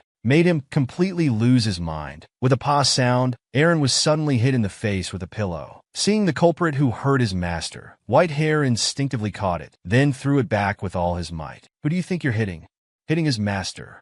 Even if you're a prince, you'll pay for this right now. Then the scene from the beginning unfolded. Meanwhile, Lillian, who came to visit, heard strange noises coming from the 3rd prince's room. Then she saw the maid lying at the door. She couldn't help but scold them, asking what they were doing. Before anyone could answer, they heard the 3rd prince open the door. He was laughing and calling out to the big white shedding fur. Ignoring the maid's surprised look, the 3rd prince, ready to wander around, ordered the servants to prepare snacks. He wanted to take those 2 fools for afternoon tea. Unexpectedly, he ran into his fiancée, who came to find him. Lillian watched as his smile gradually disappeared. Is it that unpleasant? He had begged his father for so long, and sat in a carriage for 8 hours to come see him. Realizing she was unwanted, Lillian held back her sadness and said she'd come visit another time. Just as Aaron was lost in thought, staring at that rose-colored long hair, the other person suddenly stopped, turned around, and fiercely warned them to know their place. At that moment, Aaron seemed to fall into a deep nightmare. She remembered, after the 3rd prince's death, Lillian constantly incited the emperor to wage war, just to make people remember I know she's name forever. So what would Aaron do to prevent all this? Say you're willing. Even if it's just to save face, please say I do. That's right, to prevent them from ruining the empire. And to prevent the heroine from having such a Chinibu pose, she decided to push these two together at all costs. In the original story, the third prince couldn't survive that winter, and Lillian, who became a gravekeeper, seemed content with it, because the person she liked finally stopped rejecting her. But why did he express his love and regret on his deathbed? If we were more honest with each other, would it be different? Since everyone thinks you're a terrible prince, then as your fiancé, shouldn't she do the same? To prevent I know she's name from being forgotten, Lillian, filled with hatred, used her arrogance and cruelty to make people forever remember that terrible prince. Even after the empire fell, I know she's name was never forgotten. To prevent all this from happening, Erin felt she had to do something. Your Highness, can we invite that beautiful lady to stay and play with us? But the blockhead not only refused but also tried to send her away. Erin immediately extended an invitation to her in a panic. Lillian hesitated, and after a struggle, she finally said she had time. But the blockhead told her not to force herself. No, I'm not forcing myself. I really have time. Looking at the resistant third prince, Lillian's face grew increasingly unpleasant.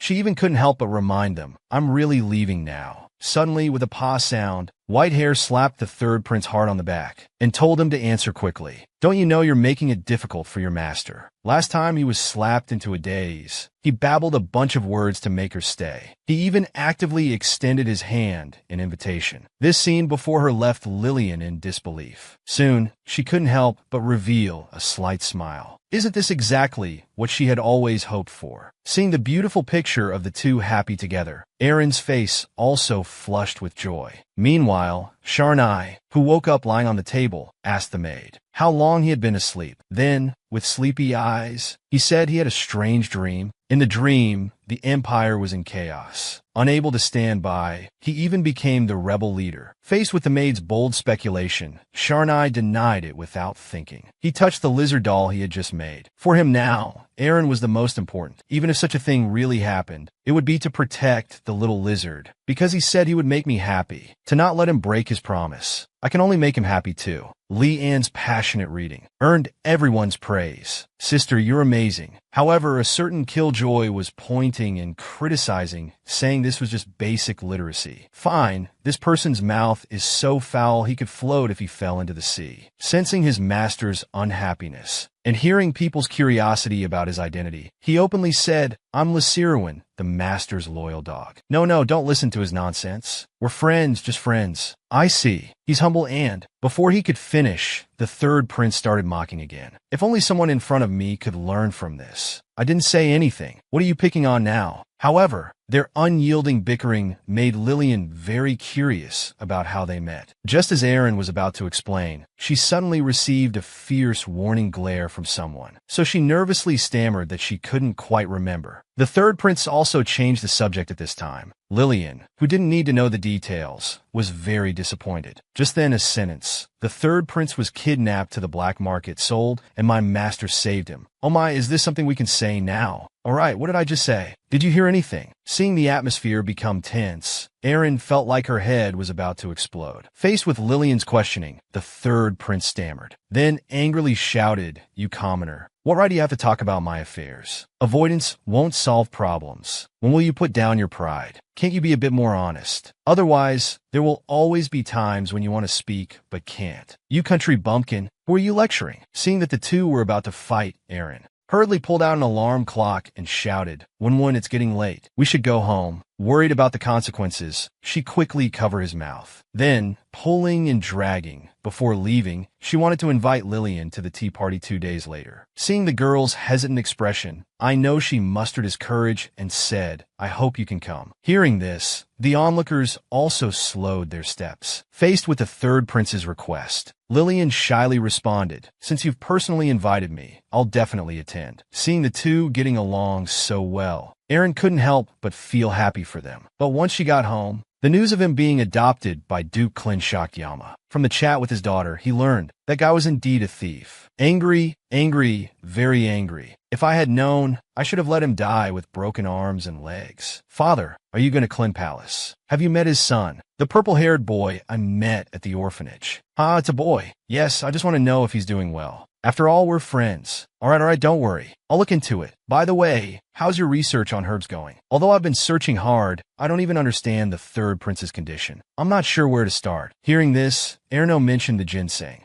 Remembering something, Aaron quickly turned to its introduction page. It was a legendary life-saving herb. Not only were the seeds extremely rare, but no one had successfully cultivated it. However, as a 21st century human, how could Aaron be deterred by this challenge? To be disguised as an ugly lizard hatchling, his true form was actually a dragon. If you like the director's baby, don't blink. Tajda, want these six-pack abs? Instantly charmed the neighbor's beauty to send a love letter. He stammered and couldn't look directly. After delivering it, he ran away without looking back. The director was bewildered, wondering if middle-aged men were no longer popular. He glanced at the envelope. Oh, it's a letter from Aaron. It expressed gratitude to her and joy in finding her family. Hearing that Purple Hair was sad about not finding her, Aaron restrained herself from seeing her, hoping she would meet someone better. She said she'd come find her after coming of age. So please keep it a secret for me. Also, White Hair, who delivered the letter at the auction, is my friend. She also told the director that she was a child of the Edom family. Summer is coming, and her brother often asks her to play. Unfortunately, she has endless homework every day. Please keep that doll with you for now, because I have many here. I'm also looking for information on growing ginseng. If you've heard anything, please let me know. The neighbor's dad is arguing with grandfather again. How are the children at the orphanage? The director looked at the lengthy greetings with affection. Aaron Edom, truly an unpredictable child.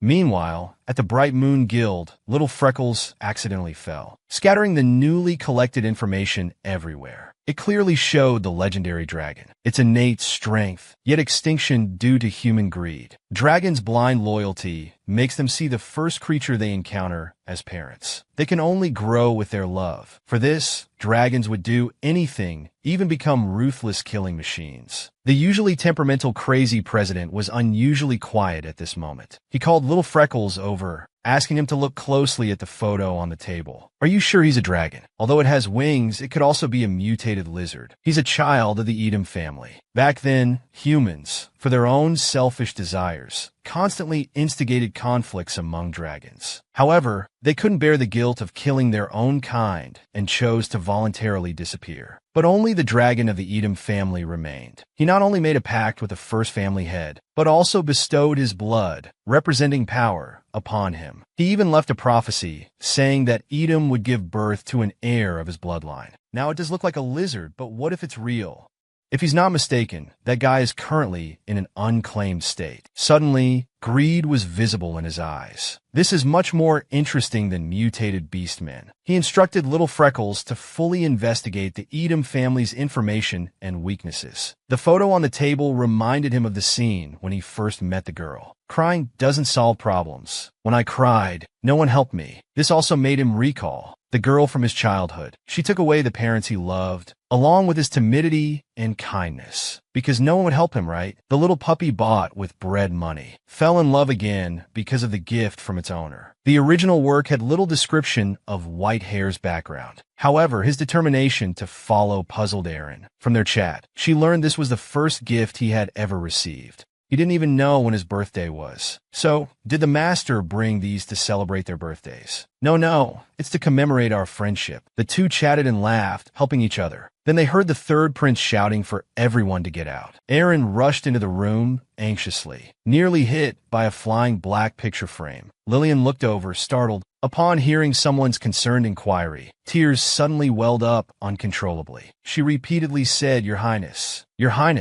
don't you understand? I told you all to get out. Otherwise, I'll kill you all. Realizing the third prince was having an episode, Aaron didn't notice Whitehair's unusual behavior. Before she could stop him, she heard Whitehair comforting the third prince. "Don't worry, I'll come to see you soon." However, before the prince could finish cursing, he could no longer open his mouth. He tried desperately to resist, but could only allow Whitehair to do as he pleased, escorting everyone out of the room. Strangely, no one resisted, but as soon as the door closed, they all clutched their heads, not understanding how they got out. Just then, the emperor arrived in a hurry, glaring at everyone. "Why are you all blocking the door?" Except for the doctor, no one else is allowed near the room. Lillian, trying to appear strong, walked away, but tears began to flow uncontrollably. Aaron wanted to comfort her, but in the end, she just silently stayed by her side. "I didn't realize His Highness was this seriously ill. I thought it would be like before, but this time it feels like he's really going to leave me." Lillian, unable to hide her grief, suddenly had tears falling like broken strings of pearls. "Sister, please don't worry too much." Aaron stepped forward and comforted her. "I know of something that can save the third prince. Although its seeds are rare, would you like to cultivate it with me?" But the other mistook it for a kind lie. Aaron, not giving up, thought, "Even if the chances are slim, how will we know if we don't try? Didn't we agree to have tea every week?" "Oh, and this too. I was going to give it when everyone was here, but given the current situation, it's better to give it to you now. Although this gathering might be postponed, please believe that we'll definitely bring it along when we meet." Lillian looked at the young Aaron. "When I was your age, I was always full of confidence. I believed that as long as I tried hard, I could change everything. But as I grew up, I realized that we shouldn't have expectations for impossible things. Although persisting now might seem foolish, I'm willing to be foolish one more time. And thank you, Aaron. What should I do now?" "In that case, let us small beings begin to implement the grand revival plan. So, will Aaron and the others succeed?" After the third prince fell critically ill, he refused all visitors. Aaron, who had been researching hard to obtain the purple ginseng seed, needed to cultivate 3 different rare flowers. For example, the snow ice flower from Mount Everest and the passion flower from the volcano crater. Cross-pollinating these 2 would produce the snow realm flower. Then, they need to dig up a deep-sea flower from the Atlantic and cross-pollinate it. This would complete the first step of the revival. Then they need to find a way to make it take root and grow. "Whitehair, what do you think?" "I don't think it'll work." Discouraged, Aaron was so worried she started losing hair. She wanted to ask Whitehair for help, but he was still so young. If he encountered danger, perhaps this was the only way. So she shamelessly asked for Turan's help. Unexpectedly, someone patted their chest, but upon seeing the journal in Aaron's hand, showed an embarrassed expression. He considered himself a genius, but facing legendary herbs. Perhaps he could ask the family head. Although he can't handle purple ginseng, he can manage pale snow ice flowers. "But you'll have to play with me for a few days." "A few days? How about one day?" However, the other playfully said they'd accompany him for a month. Karen immediately got excited and started signing. Subsequently, Aaron went to find the family head. She made her request, but unexpectedly, the old man's strange posture left Aaron confused. As her raised arm started to ache, the fur ball still didn't come. Suddenly, Aaron seemed to understand something, so she joyfully threw herself into the old man's embrace. This provoked him to repeatedly say how improper. Aaron ignored his words, directly saying, "Grandpa's the best." "Well then, quickly tell me what's the matter." Unexpectedly, the old man's expression changed as soon as he entered the room. If the furball found out, where would he put his dignity as the family head? So he subtly stepped back, closing the door while quickly signaling the butler to tidy up the room. He planned to take the furball out for a walk. "But Grandpa, it's raining heavily outside." "Then let's just walk around the room." Little did he know, Aaron had already seen through everything. From the old man, she learned that he had been involved in cultivating purple ginseng before. Despite failing countless times, he had invested a lot of effort in its growth. In the end, "Emma, I suddenly can't remember." Then he sighed. "How fortunate the third prince is to have such a good friend like you." Facing Aaron's surprised gaze, actually, everyone had already guessed what he wanted to do. "But you don't need to worry, because Grandfather will help you with all his might." Just like that, the old man once again lost himself in Aaron's praise. The old man, not suspecting they'd talk about studying, couldn't help but think of his never-ending homework. He heard that the Magic Tower was looking for an heir. It was an organization that gathered countless genius magicians. My furball is so excellent. Perhaps he could become the Magic Tower Master for fun. Hearing this, Aaron couldn't help but think of the plot in the original story. If nothing goes wrong, the Magic Tower Master will definitely be that child. Wonder how he's doing now. This girl sold her car and house to buy an Aaron merchandise. But before she could even warm it up, the young master discovered it the next second, sniffing it out. He mistakenly thought it was this family. The companion peeked at his little play, and only then made such a doll. Remembering her friend's warning, never say the doll is from the Atom family, or we'll both be in trouble, so she could only reluctantly admit it. She was already prepared to have her wages deducted, but unexpectedly, the young master loved it so much that he even asked her to make several more. Although the maid's behavior of peeking at his privacy was detestable, it wasn't unforgivable. However, seeing her reluctant expression, Zimmo angrily started calling out Dad and Ancestor. Stop calling, I'll do it, okay? Then make a bigger one. Next week, 10,000 for each doll. When you're done, I'll double your salary. The maid instantly turned from foe to fan, exclaiming, Young master, you're so handsome. With the boost of superpowers, she was already eager to start. Looking at the small doll on the table, Zimmo's eyes darkened slightly. He deliberately used magic, and an ice sculpture resembling a small stream appeared. As if seeing the person he missed, he couldn't help but smile brightly. Perhaps he could wait for him to return in this way. Meanwhile, the old man, who had restarted the ginseng research project, was hosting guests at home. Karen was holding a string of keys, mysteriously saying he wanted to take Aaron to a good place. The two walked and talked, and soon arrived at a glass house. As the door opened, the beautiful snow scene inside, along with blooming snow ice flowers, brother actually cultivated them. Little did she know that the harsh growing environment before her eyes was created by everyone's magic. Every second consumed enormous energy, yet it was all because of a single word from the girl. Deeply moved, Aaron was very grateful for Karen's efforts. She believed that her brother was the most handsome and capable scientist in the world. Faced with his sister's praise, the young man was unusually embarrassed. Although they've bloomed, the following pollination is still fraught with difficulties. But we will definitely get the purple ginseng seeds before winter comes. Looking at Aaron's hopeful eyes, he wasn't sure if what they were doing was right or wrong. So he pinched her soft, cute cheeks, telling her to eat more. Before the girl could protest against her brother's mischief, they saw someone approaching from afar. Erno put away the magic he was about to cast, asking Karen what he was doing here so late. He thought someone had broken into the lab and was ready to fight. Aaron, eager to share her joy with her father, exclaimed that it all seemed like a miracle. Hearing his daughter's desire to cultivate purple ginseng, Erno silently warned his son with a look, then turned to Aaron with an encouraging smile. My daughter, you will surely succeed. Don't worry, Dad will always support you. It seemed everything was moving in a positive direction. However, even with everyone's love, even the dragons, Aaron couldn't escape the fear of being dominated by homework. Damn it, can't they let people live? A perfectly good weekend all spent on this. My dear baby. Noticing the girl frequently distracted in class, he asked what was troubling her. Perhaps he could help. Classical Chinese?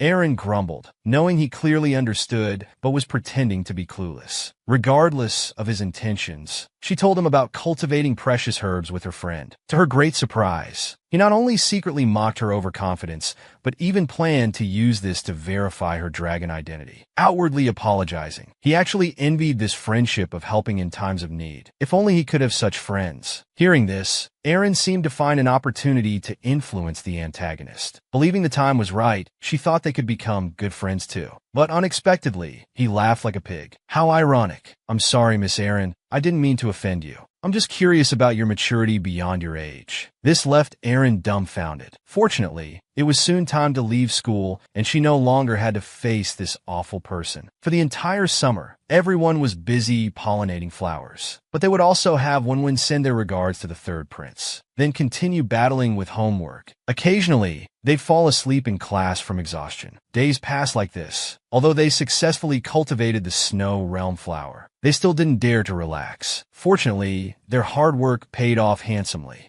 She and Lillian split it half and half, promising to work hard together. However, their repeated failures left Erin anxious, holding the few remaining seeds. Hearing her dad's concern outside the door, the distracted girl didn't notice her injured finger. Erno hesitantly said, "Some things can't be changed by human effort. But you've done your best, daughter. Even if the result isn't ideal, don't be too sad." Actually, Erin knew long ago that humans like her couldn't make the seeds bloom. Only legendary dragons could. Erno, at a loss for words, looked at his daughter, already in tears, hearing her repeatedly apologize. Erin blamed her own stupidity for making everyone work so hard. She shouldn't have given false hope to others. She didn't notice that her large tears were all falling into the soil. Erno was also full of remorse, thinking he should have told his daughter the truth from the start. But it wasn't time for Erin to give up yet. Perhaps only you can do it. So, will Erno tell his daughter her true identity? And why did her finger get injured? What price will Erin pay for this?